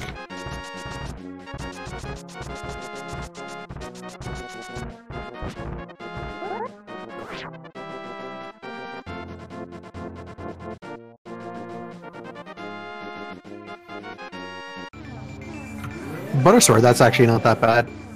Not a huge time save, but it's going to help a little bit less hits needed on Ganon. And on Trinex as well. Yeah, I think the bigger save is on Trinex because it makes it a little bit easier to do that zero cycle Trinex.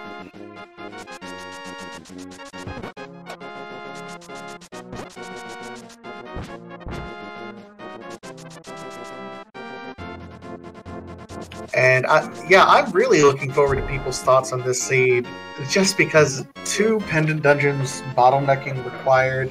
This could have been a much, much faster seed, but it was not.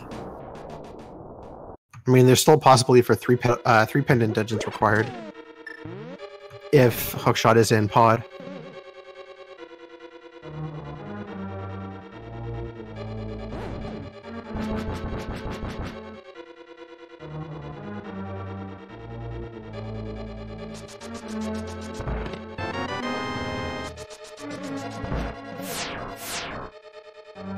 And Os and Zyrak now in Turtle Rock, so they're right there.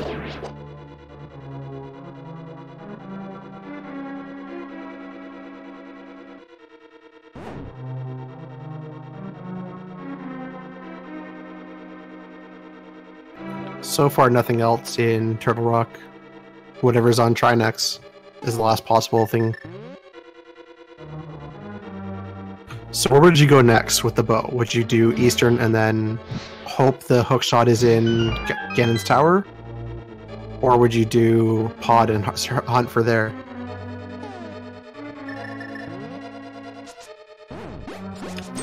You know, I would do Eastern. I would make the gamble for Eastern. And I think, honestly, I think part of it really would depend on what my placing is in the tournament up to this point in time. If I need to take gambles, I think I would go Eastern and right up to Death Mountain to Ganon's Tower. But if I feel like I need to, if I'm safe, if I have a great time, I can play it safe and do it Palace of Darkness. So that's kind of what I would be feeling right now. You kind of have to play to your place, I think.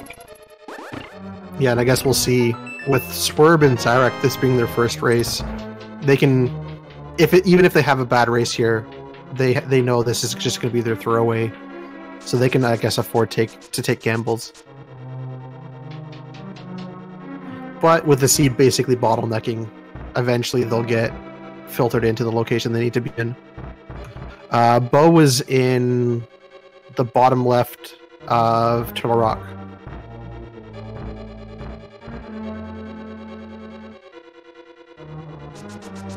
Alright, so Swerve going right to the light world. I think he's going to be fluting away.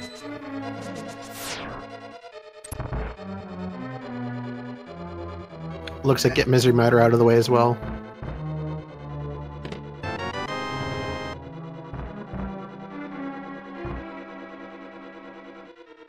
Probably has the same thoughts in his mind, assuming go mode, just get the dungeons out of the way and then hope that hookshot is in Ganon's Tower. I guess the bigger question is, what do you do if you find Ganon's Tower big key early? Do you keep going? I guess that's the question. I mean, there's only so many chests you can check without the hookshot in the lower part. But if you climb all the way up and don't find it, you have to climb it all the way again. Yeah, this is true. I don't know. I guess it just depends on your mood or what you're feeling at that point in time. I think I would keep checking depending on how early I find it. Especially since you can't get past that left side. So if you do a right side check and you get it early, I think I go ahead and clear out the right side. Yeah, it's not like if you only have a fighter sword and you're looking for another sword upgrade where you can complete Ganon's Tower and just not fight Ganon until you find the sword upgrade. You have to determine, do you climb or not climb? Absolutely. And now I can officially say, because the times have matched up now, Andy has finished with the official time of 1:38:16. So now, about a minute ago, is when Andy finished officially according to the SRL race. So still a very, very good time from Andy.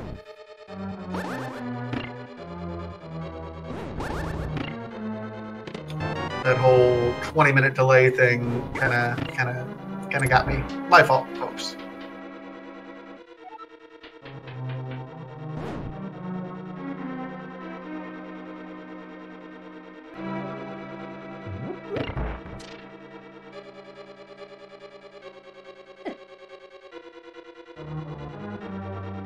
Yeah, as Chad is mentioning, Andy likely, with having the boots, didn't find or look for the hookshot, probably knowing he could just hover over the last location. But the rest of the people who don't know or who can't hover as well. Yeah, this is absolutely one of those scenes that if you happen to know the hover trick, it will save you quite a bit of time. And Andy is probably most well for doing the hover. If I want to be perfectly honest, I wouldn't even say he's the best in the community for hovering. I've seen many other runners in this community who are just superior hoverers, but Andy is most well known for it because he is just that good. And speaking of time saves, Swerve with the bow and silver arrows did save a lot of time on Vitreous compared to Os and Zyrak.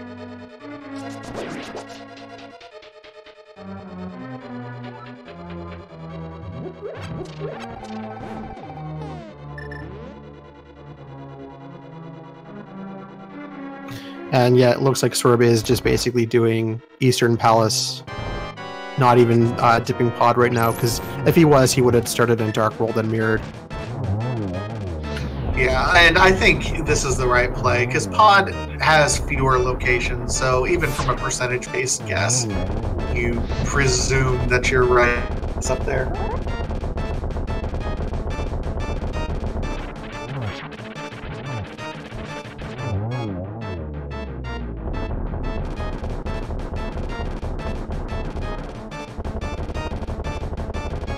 I wouldn't say Swerve, speaking of Chad, I wouldn't say Swerve is the best out of everyone here. He was the first person that ended up checking Swamp to get the Red Cane, and then went up to Turtle Rock first to get the bow. He just had a slight advantage that way. Everyone else has been pretty close together. Just Udai with his a few deaths in Ice Palace has put him a little bit back. Yeah, Zyrak is right there with Swerve as well, and Eastern Palace. We'll see what Os decides to do. Looks like he's going to leave the opportunity for Pod if he doesn't go in right away by going into Dark World and then mirroring outside, because he at least has the better, closer option. Oh, sorry, I misread. Best off, yes. Well, again, he is in a slight lead in terms of time, but they all basically have the same items with the same checks left. Yeah, the real tricky part is that because we're not in go mode, we really can't say who's in the lead and who isn't in the lead at this point in time. I mean, it's just a percentage-based gamble at this point. And yeah, Os is going into Eastern to start with.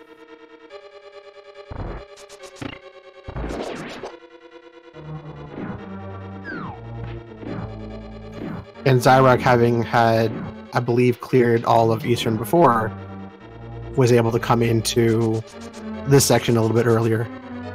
So they're pretty much neck and neck with Swerve.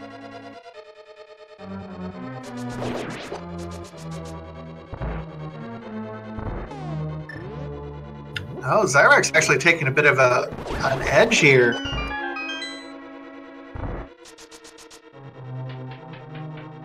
And there's that last item. So there it is, 7th crystal. So ladies and gentlemen in chat, we do not have a command for it, but that's technically our 7th crystal. So we're going to start our little game. There are 22 treasure chests in Ganon's Tower that can possibly contain the Ganon's Tower Big Key, 1 through 22. Go ahead and get your guesses into chat. We will be following the first person who is into Ganon's Tower. So if someone enters and then they have to dip out for whatever reason, we're still going to be following them. And it looks like that person is going to be Zyrak.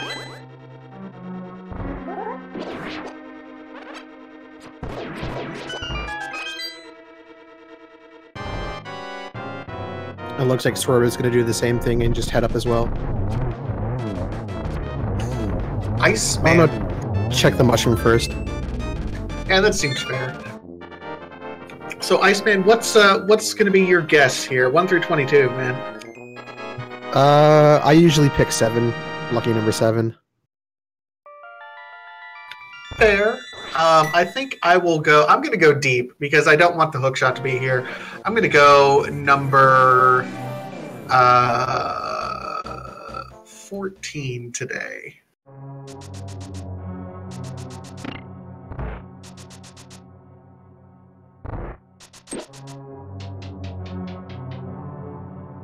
It looks like Os is doing Palace of Darkness.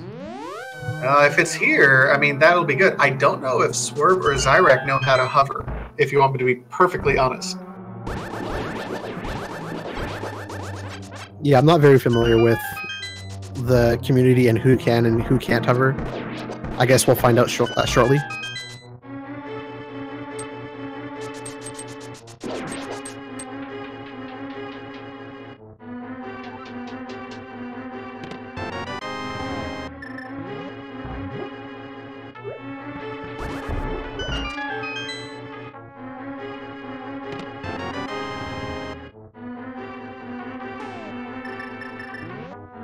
Dr. Bob Tastic, one of our other great community commentators, exactly says in chat exactly 10 chests in Ganon's Tower cannot contain the hookshot. And one of them, well, I mean, Moldorm 2 is way up there.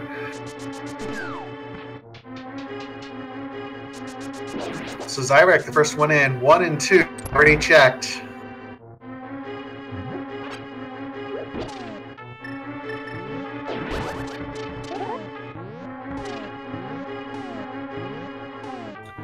And there was a key, so he is going to go ahead and stick to this right side.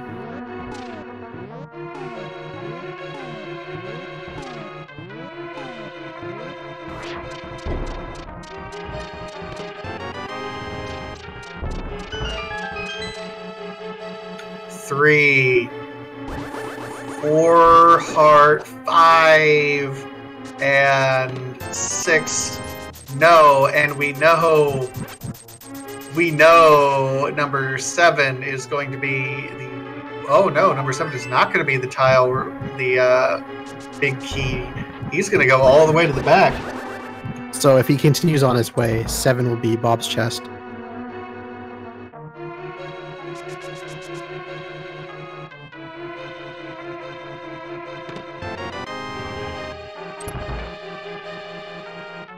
And we know it's not Torch from Swerve. But we don't know what number that's going to be yet because we're following Zyrak. Because, yeah.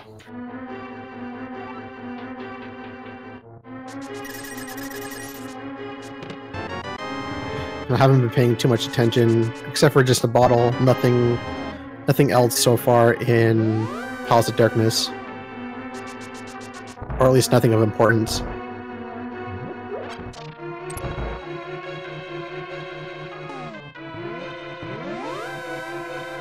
There's 7 red rupee. Oh, and Swerve is checking tile room.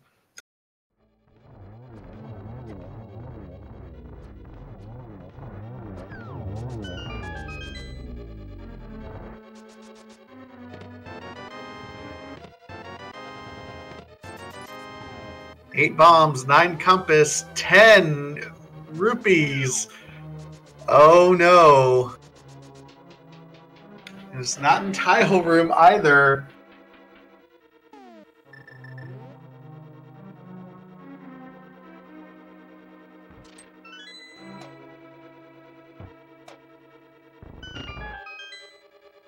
Chat pointing out that you can indeed bonk to the firebar room, so it could logically be there.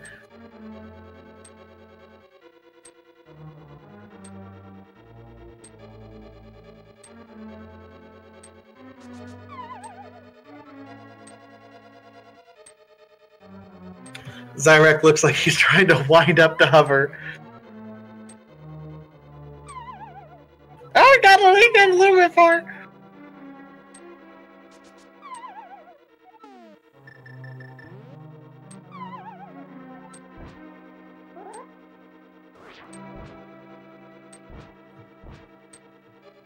So we saw in chat left side swamp for Hook would be evil, but we know left side swamp has bombs and the big key chest. Sorry, the big key for the chest. We don't know what the chest has, so that could actually be the hookshot. Man, Zyrak's trying here. He is trying.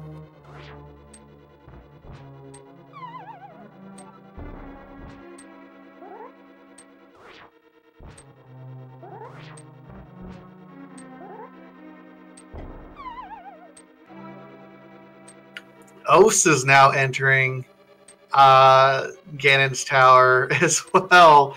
Oh man, this is let's be realistic. If you know how to hover, this is a seed for you. This is absolutely a difference maker.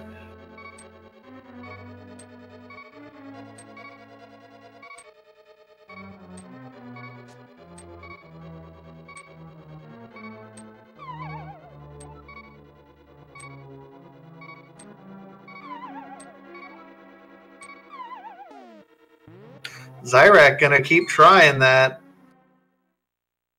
And Swerve decides to just leave, possibly to try and locate it somewhere else. And so does Zyrak. Zyrak's had enough. And it's not in Palace of Darkness, so what are we thinking? Possibly Swamp? If it's not Palace of Darkness, that's the only location I can think of. Evil. Or Pedestal. It could be... No, it can't be Pedestal. Okay.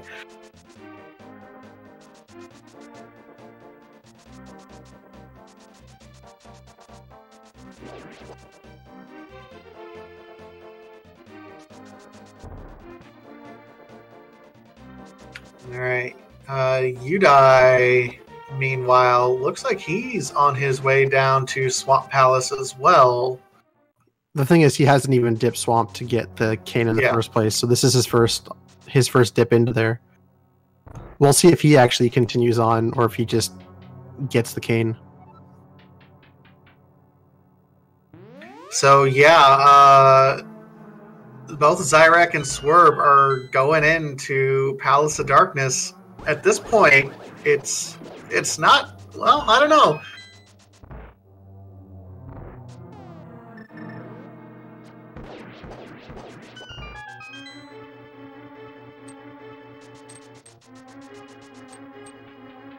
This is a pretty evil seed.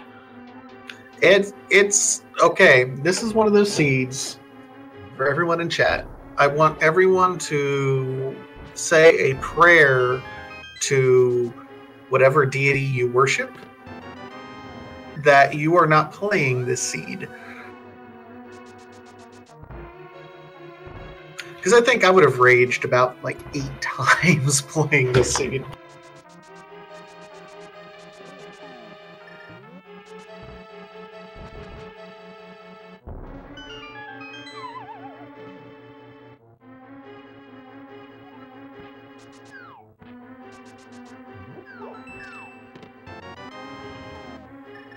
So Swerve's going right to the boss. Ost, I don't think actually did the boss. So if there is something in here, he would have missed it initially. That's true. That could be true. Ost is bomb jumping to places looking for the hookshot or the big key.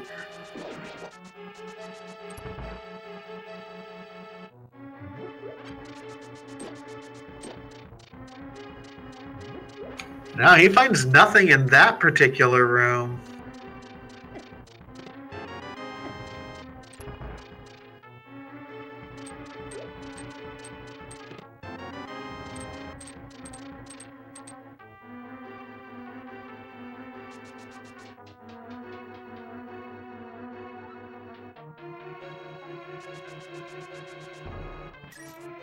Oh, that skeleton, he's trying to bonk his way through.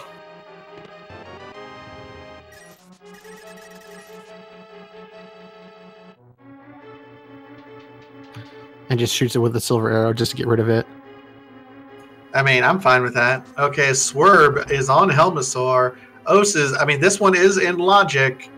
There's the big key in the fire bar room. But the question now is, where's Hookshot?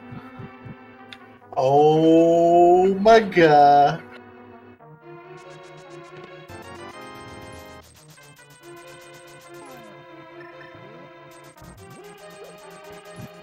So Hookshot logically could be on your... No, there it is! Helmasaur!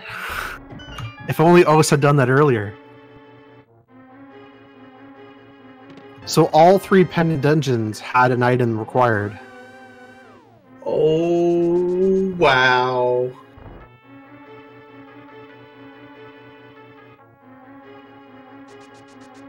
So Swerve's in go mode, first one of our restream here.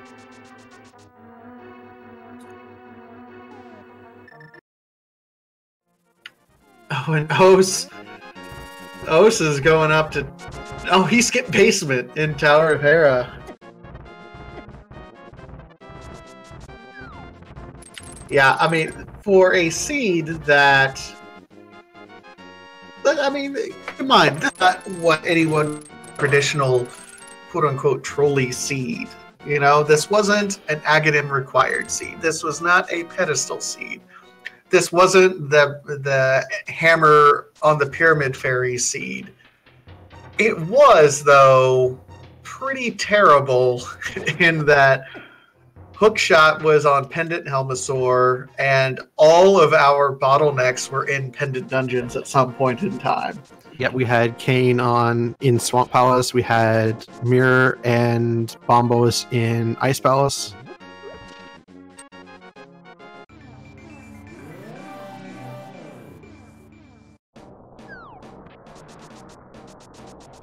So Swerve still though needs the big key, but with the hook shot it's going to be a lot easier to check. He knows it's not right side. He's going to go immediately left and he'll find it shortly thereafter.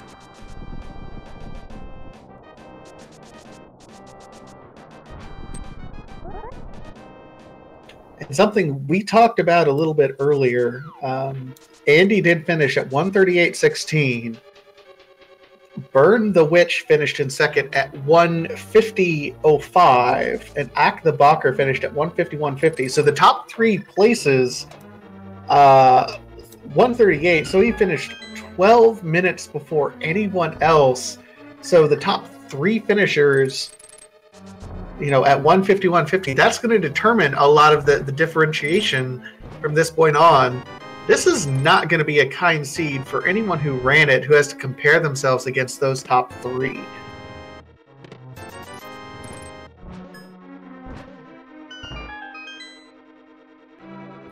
Yeah, it's going to be pretty bad for the average times. I mean, it happens.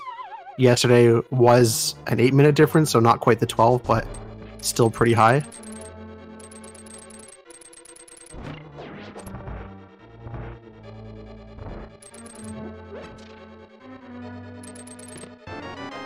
And Zyrek now also has his hookshot. Yep, Swerve got his big key almost immediately. So he is on his way. He's going to start his gauntlet now. Os now in Palace of Darkness, going to go back and kill that boss, sounds like.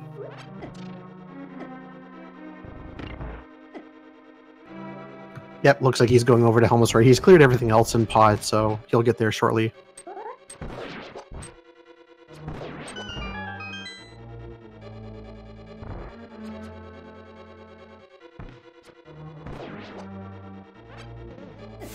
Thing is, these guys are just equipped to the teeth too. They have butter sword, red mail, silver arrows, half magic.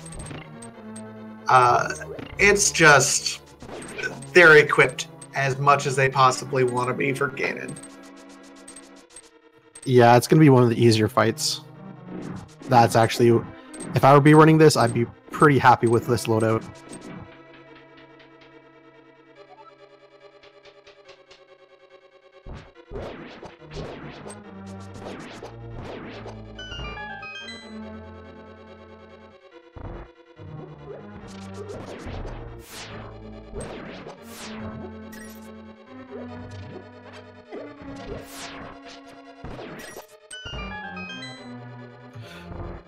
So if my count was correct, Zyrex checked 10 chests with this torch one included. Yes.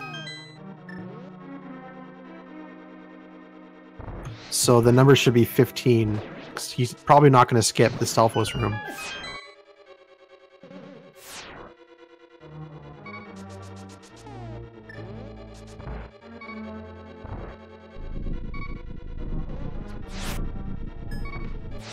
And I don't know if I can scroll up enough to see who had 15. I'll be honest, it's been a while since Zyrak was the first one in there.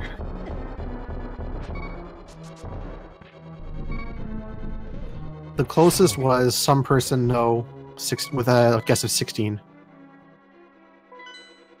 Oh, well, GG.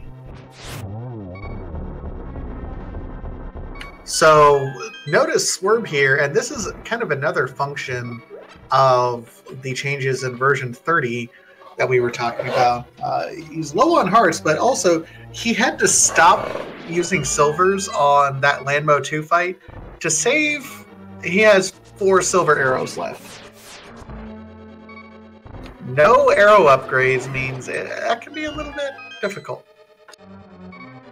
I think there was arrows under one of the pods right after that room, but he didn't find those. I think I heard someone say that was the last location you can pick up arrows, unless it comes from a drop. Yeah, so Swerve can't miss at this point in time. Well, he can. He can just then silverless the rest of the hits.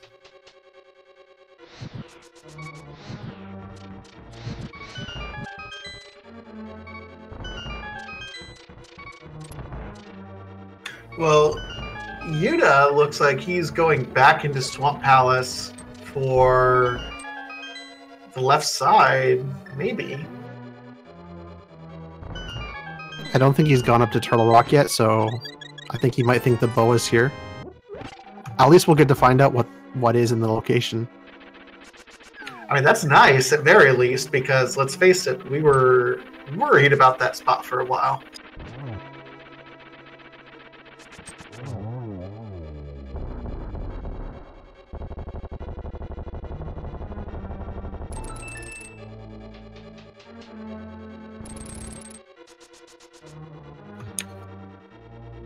All that work for the hookshot just for that one location. Yeah, and it's... Well, and I mean, we needed the hookshot to access the big key as well. Os is now on his way up. Zyrak just finished off Landmo 2, so 3 of our 4 runners in the Gauntlet right now. Swerve now on Geometry Mage. I thought Dr. Bob said in chat that you could access that with just bonking across. Oh, you're right. I forgot about that. And Dr. Bob did indeed say that. It just, with the hookshot, makes it easier.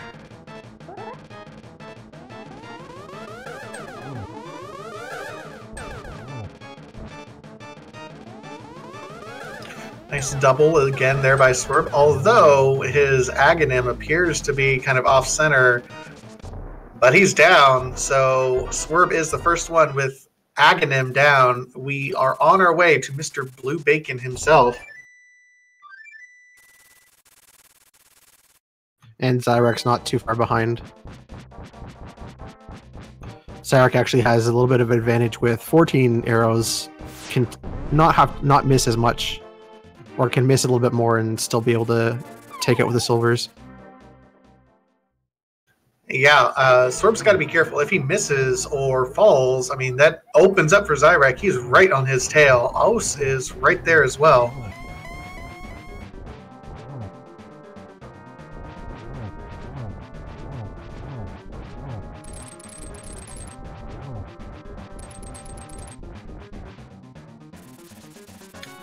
Udai getting that big key now.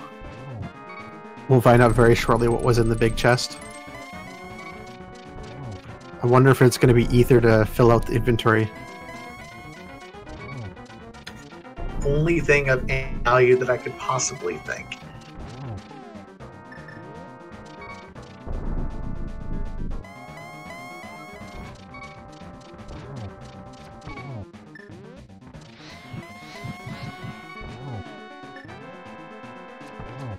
Oh, Swerve. Got 2 shots off. He knows he only has 1 silver arrow left. There it is. Explosions.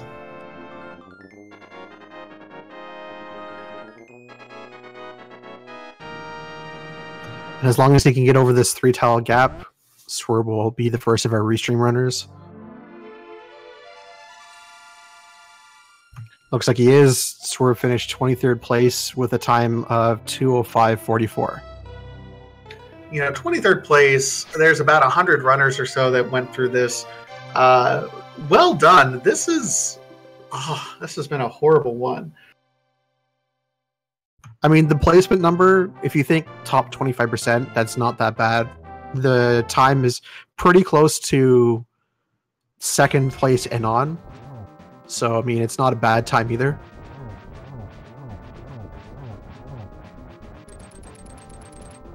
Zarek's going to make quick work of Ganon as well. Yeah, we'll see if we can't get both of those guys, and maybe even Os here all around the same time, because they've all been real close running with each other. Udai just had some unfortunate incidents in Ice Palace, and that put him behind from the get-go.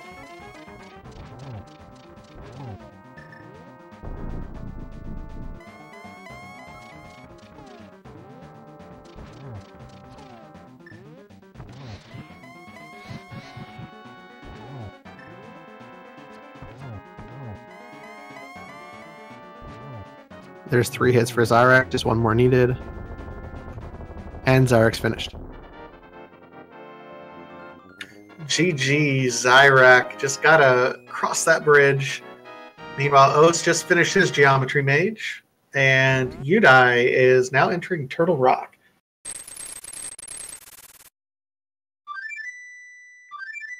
So Zyrek finished 29th with a time of 2:07:23. So just about 2 minutes, a little under 2 minutes behind Swerve. Not that bad.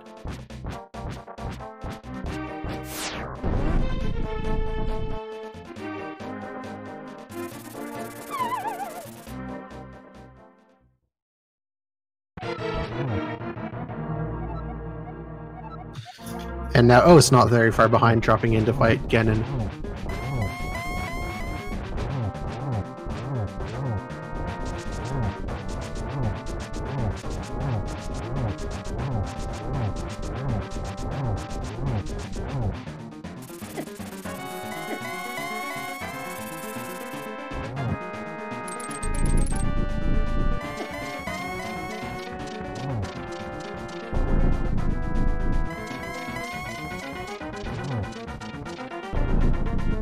Oh no, Udai accidentally got off and back on the platform and has to go around again. Oh. And no hook shot, so he's got to go kind of the long way around. Oh, man.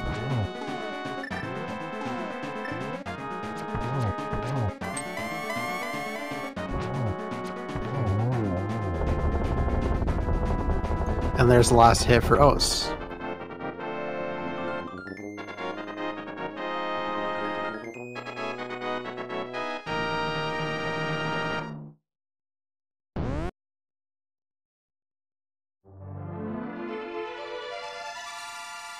And Os finished 33rd with a time of 2:09:07. So again, within a little under 2 minutes of the person in front of him on this restream. So 3 people all within about 4 minutes of each other. Absolutely. Very well done for those runners. Udai still working his way through here. We'll see if we can't pull. I see Zyrek and Os in our waiting room. I don't know where Swerve is. Hopefully we can grab him before too long. Let's grab these other 2 runners here.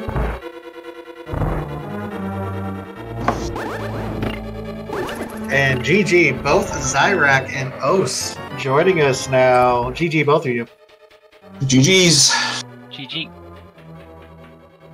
So, what are your initial thoughts on the seed? This was one of those seeds that felt really good at the beginning, and then slowly the salt and frustration levels slowly start climbing until you just wind up in this concentrated saltwater mass that just feels awful. can agree with that. It felt good at the start, but I'd say that it was more immediately bad and then never got better. Well, it was really interesting because you made the early play into Eastern Palace, found the hammer, and I mean, you were checking Hype Cave in 15 minutes, and then just 3 pendant dungeons, 3 required runs, required hookshot just for 1 gap. Ugh. Yeah, exactly. Yeah, that was the ultimate insult for me, that I didn't bonk to the one chest in the firebar room that actually did have the big key in it. Yeah. Well, we saw you, Zyrek, trying to hover there for a bit, and you tried for a bit, and we are like, man, he's getting like halfway there and just can't catch it. Yeah, it is something that I somewhat know how to do, which was the reason why I knew, like, unless it was vanilla, I knew the hookshot had to be in Palace of Darkness somewhere. So when I was going to go finish off Eastern, I was like, do I go to the Dark World first? Do I set this up to get the hookshot out of Pod? And then I was like, you know, at the time Andy was already finished. So I was like, there's a real good chance the hookshot is not on the way somewhere. It's probably in, like, so I don't know. I just feels like, you know, it's something that theoretically I should be able to do. So let's just gamble it and try and do it. But I was practicing it, warming up before this, and it wasn't going well. And I actually said before the seed started, like, man, I sure hope I don't have to do this in this seed. And yeah. And yeah, I mean, and it was just one of those seeds that, one, I'm glad that you guys ran so that I don't have to run it later. But like, at what point in time did you think, uh-oh, I might be in trouble, for both of you? I think for like most of the seed, I felt middle of the pack actually. I felt I had an early advantage, mostly from the flute, but when I last checked Mirror, I figured I was just in the middle with everyone else, and then I just kept last checking places. Yeah, I felt good. I felt really good actually after the ice. I mean, I obviously can't watch the restream or anything, but I felt like I did Ice Palace relatively early compared to a lot of other people, so I was happy to find the mirror. When Canis Samaria was where it was, that was the killer, which was compounded by the hint that I knew at least one of the items in Swamp that I could access was already dead, which was why I did it absolutely last. Yeah, you bring up the hints. That's actually a good point. How much did the hints impact this run? Because there were a couple different points, like, you know, hints on what was in left side swamp, hints what was behind the firelock locations in Misery Mire. You know, how much did the hints impact your decisions there? The Mire hint probably saved me from dipping the front part of Mire earlier, so that one was probably helpful overall. The one for Swamp, like it's already 4 items maximum that you can get at without the hook shot, and then as soon as I get a hint saying, oh yeah, one of them is dead, and the big key is over there, so you'd have to take the extra time to go over there and walk all the way back to the big chest. I was like, if there's something in Swamp, I'm going there last, and yeah, well, something was in Swamp. Yeah, the hints for me mostly were just time saves on left side, Mire and Swamp. There was one for the green pendant, but I found that hint after I turned it in already. So.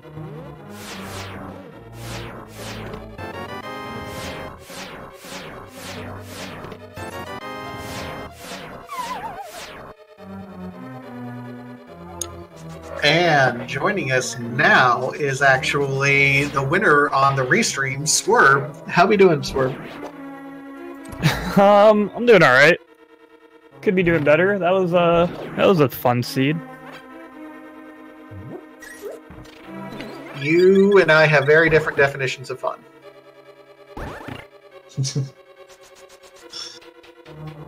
What wasn't fun about that? Of wandering around aimlessly, being like, "Oh, I love hover seeds." Well, hover seed, 3 pendant dungeons, 3 requirements out of those pendant dungeons. We were talking a little bit about it, and for not having the traditional trolls of pedestal or aga required or anything like that, this one really kind of pulled you guys around a few times. Yeah, it was I don't know. It was a pretty challenging seed, like at least logically, which I think is kind of fun. But it was definitely rough. I'm kind of happy where hookshot ended up being on Helmasaur, because I was kind of metagaming a little bit at the end there, because obviously Andy finished super far ahead of the pack, and I was like, okay, that makes sense. Andy can hover, like he doesn't have to worry about the hookshot. But then with second being 12 minutes behind, I was like, okay, hookshot has to be somewhere really crappy. Because if it was even if it was in the front of pod somewhere, not on Helmasaur, I figured someone would have found it. Someone would have probably been able to potion glitch with that early blue potion, which I wasn't able to do because I needed to make sure I didn't die to Mothula. And then I also had kind of assumed that it wasn't gonna be left side swamp, which I skipped checking because I figured someone would have checked that, and probably if someone if it was in one of those spots, somebody probably would have finished in less, not 12 minutes behind. It would have been a little bit closer. So that's why when I left pod and left GT to go to pod, I was like, I have to assume it's on Helmasaur. So I was like, once I find the big key, especially if it's on the right side, I'm going straight to Helmasaur. And so I think that helped me out a little bit there at the end.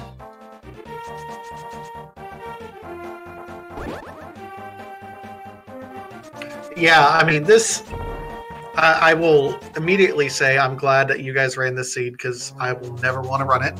Ever, ever, ever. It's all about Halloween.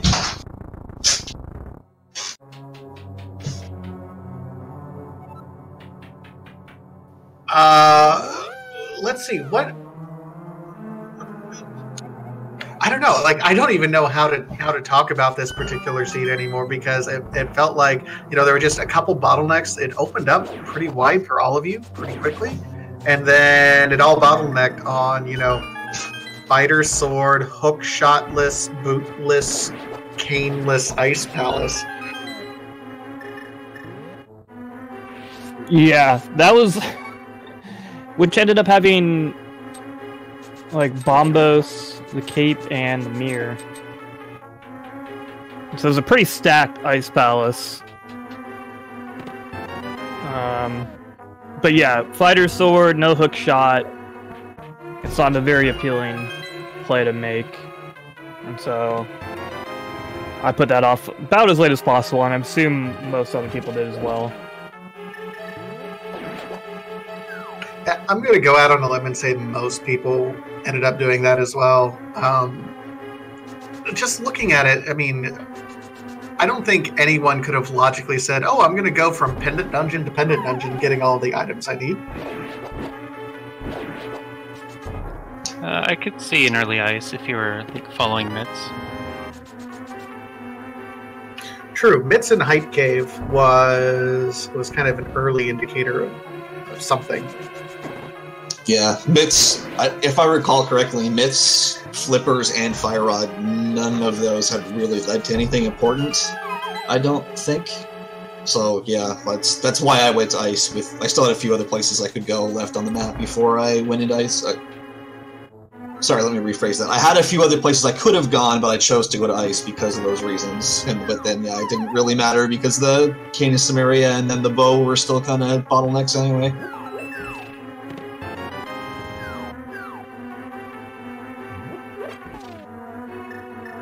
Yeah, for sure. And then, I mean, I don't know about you guys that also race the seed, but I left Eastern right after finding the hammer. I didn't check the rest of it. Which was funny because I think that's where the hint for the unique item on Sahasrara was. Which also might have encouraged a bit earlier dip into Ice Palace since it had the green pendant. That's true. So I did a couple of those skips, like take an item and leave something in the dungeon. And then it didn't work out for me because the progression was so hidden that I went back for my skip checks before finding the progression. So I ended up just losing time. I did full clear as much of Eastern as I could in the first trip in, but I forgot to check that hint tile, because truth be told, this is actually the first seed I've ever run on V30. So, yeah, I was worried about missing hint tiles, and I think there were 2 or 3 of them I actually walked past and had to like turn around and go back and get, but I completely forgot about that one. That's actually something I wanted to talk to both Sword and Zyrek about. This is your first race in the fall qualifiers, isn't it? Yeah. Yes. So are either of you going to change anything that you do based on these results that you do, or are you just going to still kind of run your race and see what ends up happening? Not for me. I mean, honestly, even the bow and the hookshot were okay, considering, like, if the Canis Samaria is somewhere not quite so horrible in this seed, I feel like I do pretty well. So I'm not really planning on changing much. Just try to do more of the same. Just a few of the cut down on the 30-second time loss derps. I had a whole bunch of those that probably added up to a couple of minutes. Just cut those out and do the same thing. Yeah, same. I definitely had like a few things just routing wise that I wasn't too happy with, and a bit just general gameplay performance. Just because, yeah, I haven't played very much since the last tournament, really. I was like kind of just waiting for V30 to come out for the longest time. And that just took quite a while. So I've only played a handful of seeds on V30 before this one. So yeah, I definitely had some of those derps too, of just like ways I could have routed things together more efficiently. And so mostly I just want to focus on improving that, but overall I'm probably just going to continue to play pretty much the same. I've always been about just like kind of running my own race in Randomizer. And same question to you, Oz. This is your 4th race, and you've already been in kind of a pretty solid position, 44th overall. This race, I don't know if it's going to impact you one way or the other, but you end up qualifying at this point in time. Is that going to impact you for your 5th race at all? Are you going to take a lot more gambles or just play it safe? So placement-wise, this is kind of in the middle of how I've been doing. Like 30-ish out of 100. But for the scoring, where it's time-based, I think this is my worst race so far. That's because of the top times were so far ahead.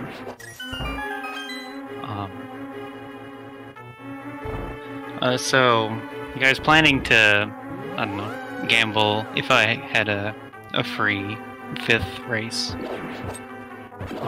I'm not sure I'm there yet, so I might just stick to my strategy of like, playing mostly safe and full clearing almost everything.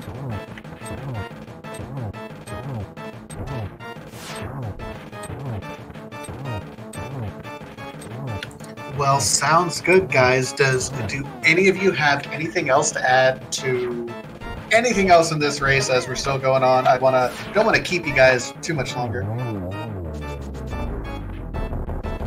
I'm gonna go back and practice some hovering, I guess, over the next couple of nights. don't want to not being able to pull it off when it counts. That cost me again. Yeah, that's always the fear. You get these hover seeds.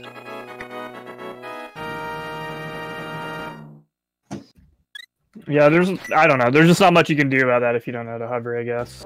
And so it doesn't happen very often, but it does suck when you run into one of these. Yeah, at least I did learn how to do it a little while ago, but like I have not been practicing over the last, I don't know, couple of months really. So like I said, I said before, I think before you popped into it, I was trying it before the seed started just to warm up, and it wasn't going well, and actually said I really hope I don't have to do it in the seed coming up. And then yeah, so. Oh, dang, that's definitely rough. And then, yeah. It's going to be interesting to see how the scoring for this affects everybody's position and ranking, I guess. Because, yeah, I think the top 3 average is like a 146 something, which is 4 minutes faster than the second place finish time. So, that should be fun. Yeah, and I mean, obviously the first place finisher, Andy, he knows how to hover. I know we were talking about who can and can't hover that we know about.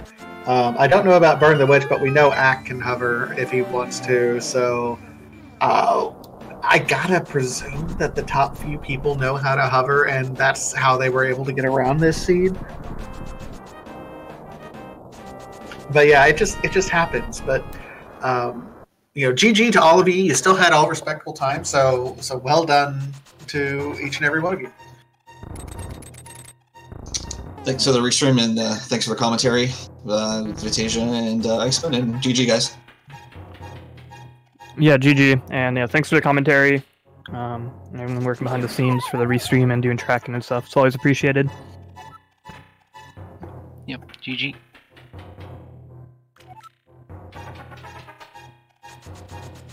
All right. Big shout out to Os101, Swerve, and Zyrak. If you like what you saw from them, go ahead, give them a follow here on Twitch. Eudaimonistic is now on his way up to Ganon's Tower now.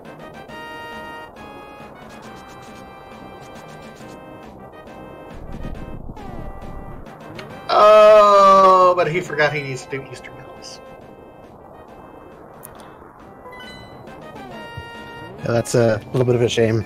And I'm back. Sorry about that. I had a little bit of internet problems until now.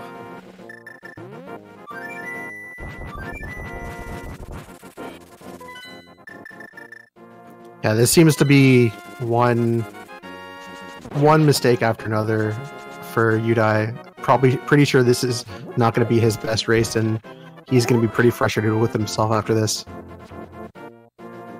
Yeah, this is a seed where the salt can happen. The salt absolutely can happen where you make a mistake and it leads to another mistake and it leads to another mistake. I think every single one of us who's run this as a race has been there, or even just played video games, let's face it, where you make a mistake, and if you don't have that short-term memory loss where you're like, oh man, I just messed up, and can forget it and just move on, it will hurt you later. And I gotta think that's what's happened to Udai at this point.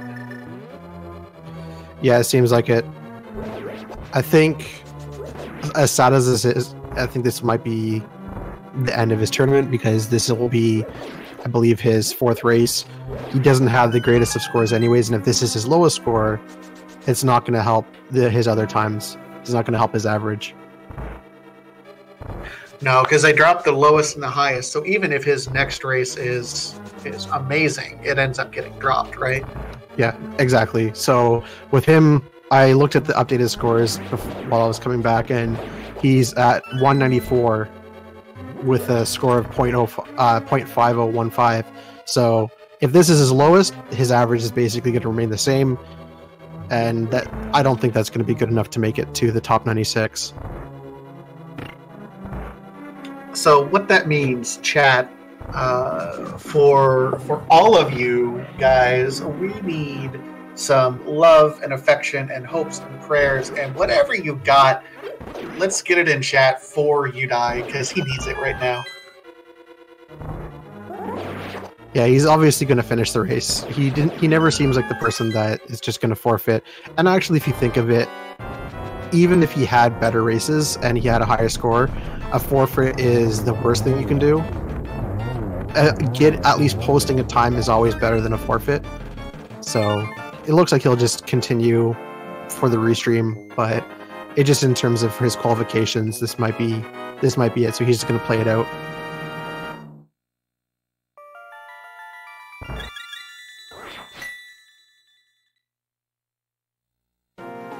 And I'm going to count, because someone in chat mentioned that there have been a lot of forfeits, and there have been a ton of forfeits in this one.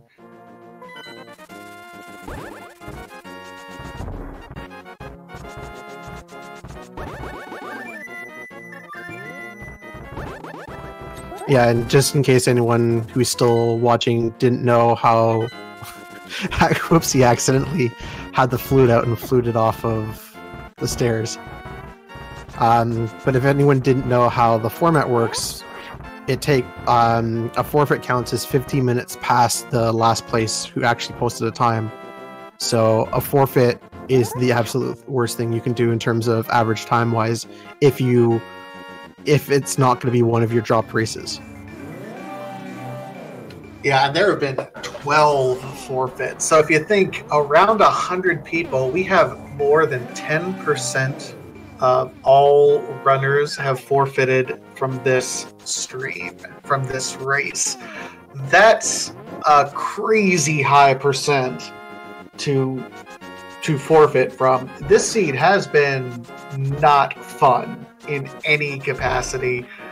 3 required Pendant Dungeon dips, a hook required seed, and in this format, when it's all based on the top runners, and the top runners can hover and you can't, I mean, yeah, it's discouraging, but I'm with Iceman. Post a time at least, because forfeiting is going to be the worst thing that you can do. Wannabe Cat, the seed itself wasn't too terrible. It's just the fact that you had to go through, there's at least one item in each pendant dungeon. I think that's what got a lot of people. People just hate going to pendant dungeons if they don't have to.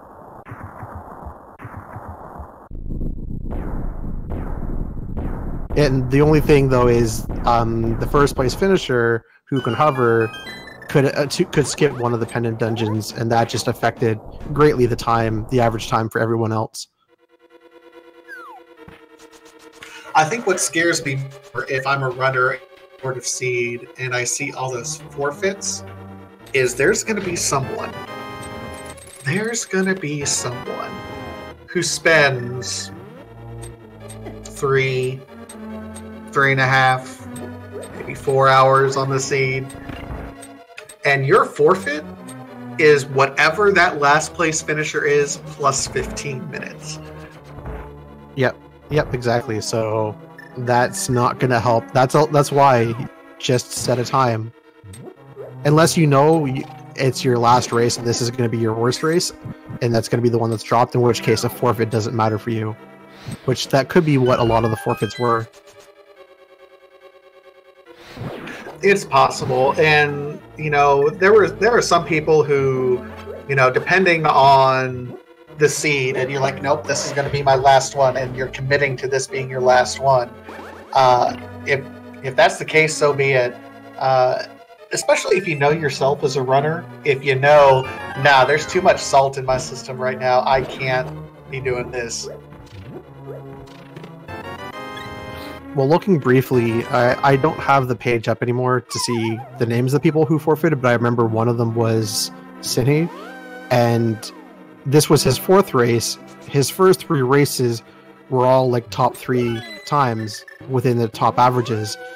So if this was for sure going to be his worst race, okay, it forfeit drop the race, no big deal for him. It just means his last race has to be pretty good to keep his average up.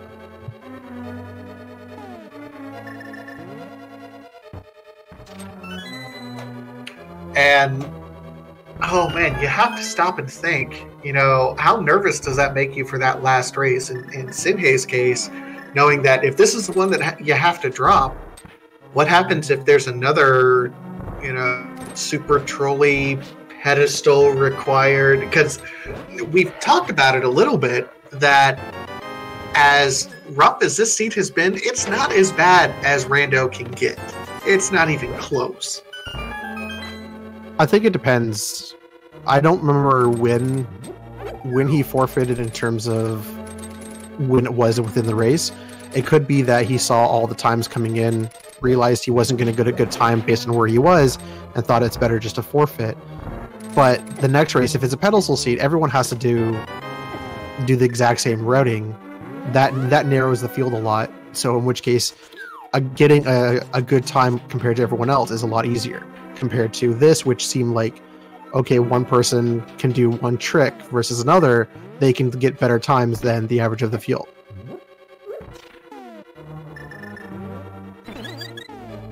But that's also part of the thing with this format is you just have to gamble that the race you forfeit is going to be your only worst one, and you're not going to have a worse seed.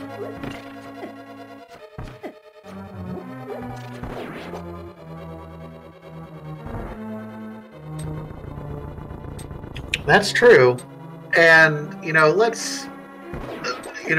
want to give all due credit to Andy for his first place finish. It is very well deserved. But again, we've mentioned it before. He's not the only person who can hover. There's a lot of people in this community who can hover and who, frankly, can hover better than Andy. To his credit, I think, not only can he hover, but he has amazing routing and amazing decision making, and just great gameplay. Combined with the ability to hover is what makes Andy so dangerous in the tournament, and why he's first place in the polls and first place in this race. So there's a reason Andy gets a lot of credit for what he does. I don't want to make it seem like he's the one-trick pony, because he's very good at the game in and of itself.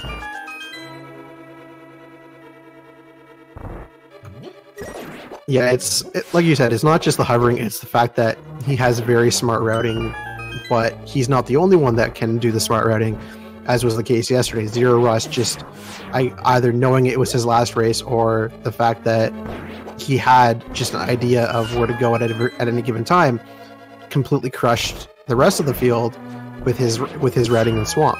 So, I mean, anyone can have that one good God routing on any given seed. It just so happened Andy had this one because he probably thought in his mind, okay, all I need left is hookshot. I can hover the last location. I'm just going to go. That just gave him one extra tool to complete a little bit faster than the rest.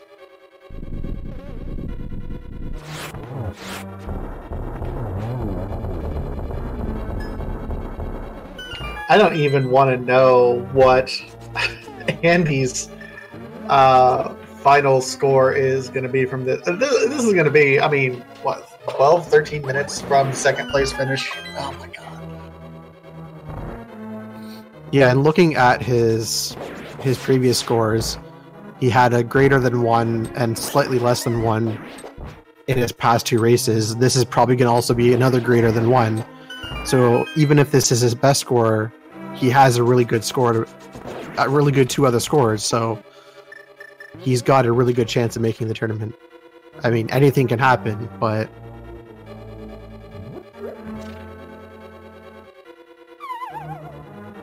so all that needs to happen for Andy to not make the tournament is for his next 2 runs for him to forfeit both of them, and both of them someone like sabotage and goes for like a 6-hour end finish or something. I mean, that's what it's looking like. The chances of that happening obviously are pretty low, but it is possible.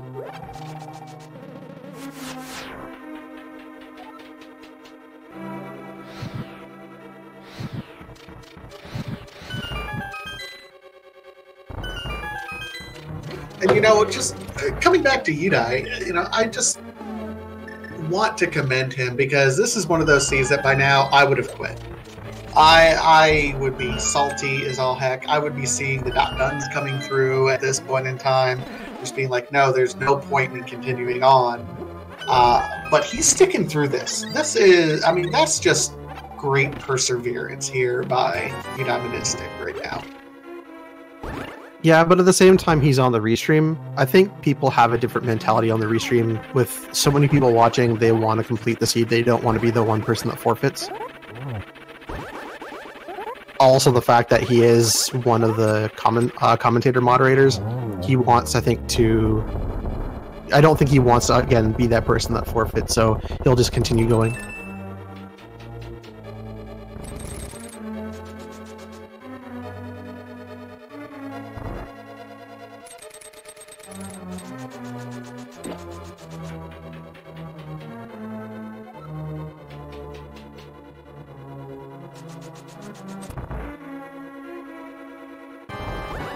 All right, so Udai Mystic is now on the geometry page.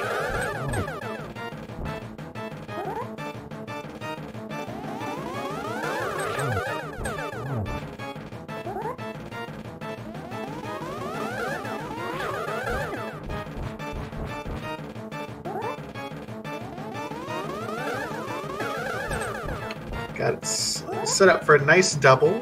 Oh, missed them all. Couple missed phases.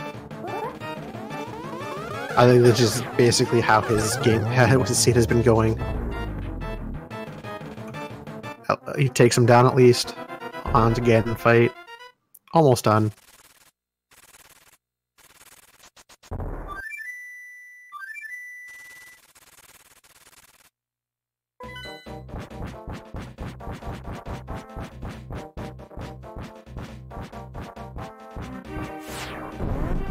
Yep. Yuta coming in, finishing strong. He's now on Blue Bacon now.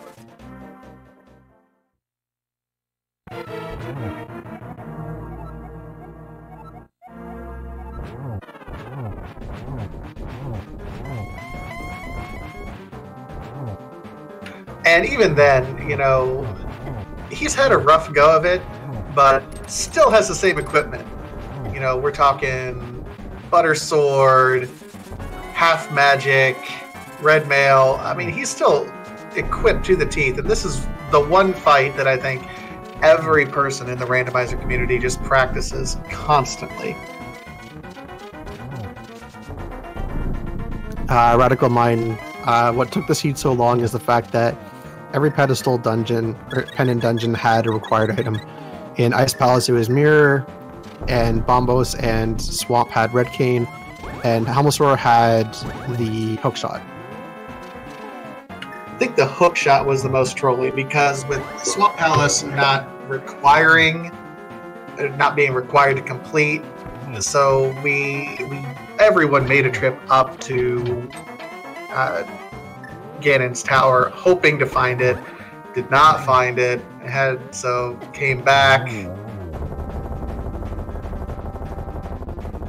And Ganon's dead. You die again as long as he walks over the 3 tile gap.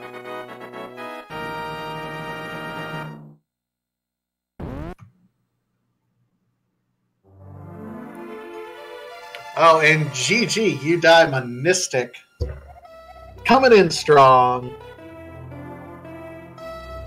Finished in 81st place with a time of 2:43.12. I see he's waiting for us in chat.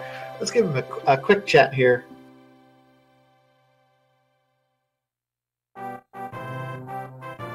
GG, you died Monistic. Man, that was rough there. Yeah, that's a way to describe it. It was a dumpster fire rolling down a hill into a cataclysmic lake of ash and smut. Well, don't hold back. Tell us how you really feel. Well, yeah, I mean, I'm not really awesome when it comes to routing myself. I don't really play the game a whole lot. I mostly just like talk about it. But I mean, I wanted to kind of test myself against the crowd, see how this would work out. The seed itself was pretty brutal, though.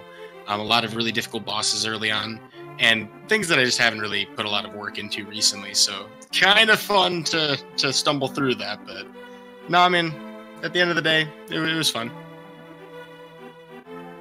Yeah, specifically that Skullwoods and Ice Palace with the Fighter Sword, I think, was what really put you behind the other runners on the restream.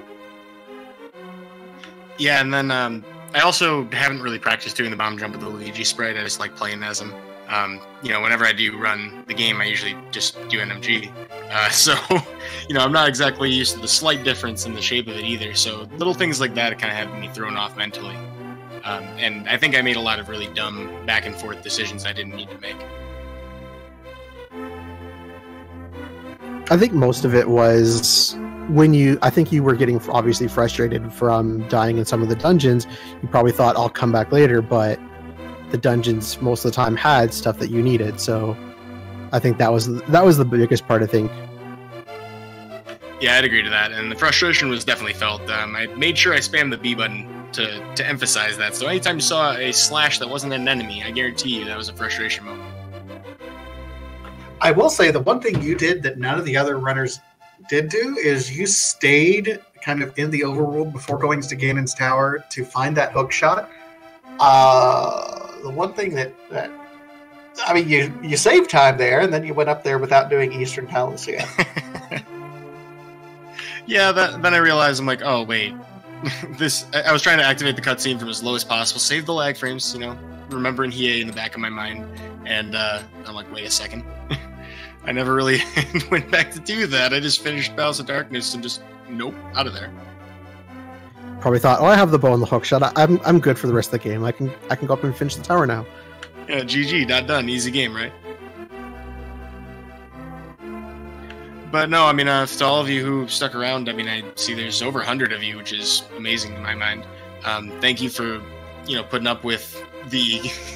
I already described it, a slow train ride. Yep. And a big shout out to the commentators and, of course, the restreamers. Thanks, Iceman F1 and Vatasia for casting this. You do the same for us, so... And I think you have done the same for me, so, it's cool, man. We're here for you. Now, the question is there any way that I can participate? And I think I pulled up the stream just a little bit as there was a little bit of delay catching up. There's a way we can sabotage Andy? I'm kidding. But I do plan on doing a 5th race, maybe the last one, just to play through it. Got 5 to work through, so why not? Yeah, for sure. That's never a bad thing, just to see where you ultimately would have stood with the placements.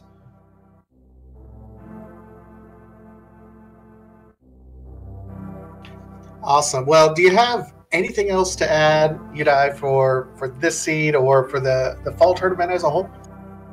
Actually, I do. If you've been enjoying the qualifiers, if you like the format of these quads, well, it's going to change. Group stage, when we do get down to that 96, qualifying members, will be chaotic. It'll be exciting. Every different game mode and combination you can think of. I expect people to get very creative. So if you've been getting a little bit, tired of seeing the exact same format for Link to the Past Randomizer, strap yourselves in. You have a wild ride ahead of you. But as for myself, I'm all set. Awesome. Thank you so much, Yudai, and GG for finishing things up. Thank you so much. Yudai Monistic, give him a follow here on Twitch. Easiest way to support him. Thank you so much. Also, our other runners, Zyrak, Swerve, and Os101. Thank you guys so much. We want to give a shout out to Dog D93 and Haha Cell, also doing all the work on the tracking, making it look easy. And making us look good on this end. Thank you guys so much. And of course, Synac on the restream. If you like what you saw for Link to the Past Randomizer, be sure to follow us on Speed Gaming 1 through 6 and ALTTP Randomizer 1 through 4. That's where all your Legend of Zelda Link to the Past Randomizer action is going to happen. That's going to do it for us. Iceman, do you have anything else for us? Nope, I think that everything that was said needed to be said. Oh, and thank you, Iceman, for joining me. I completely blanked on thanking you for joining me here. Not a problem. All right, that's going to do us for those of us here at ALTTP Randomizer. Go ahead and have a great rest of your night, and we'll see you guys at the next race. See ya.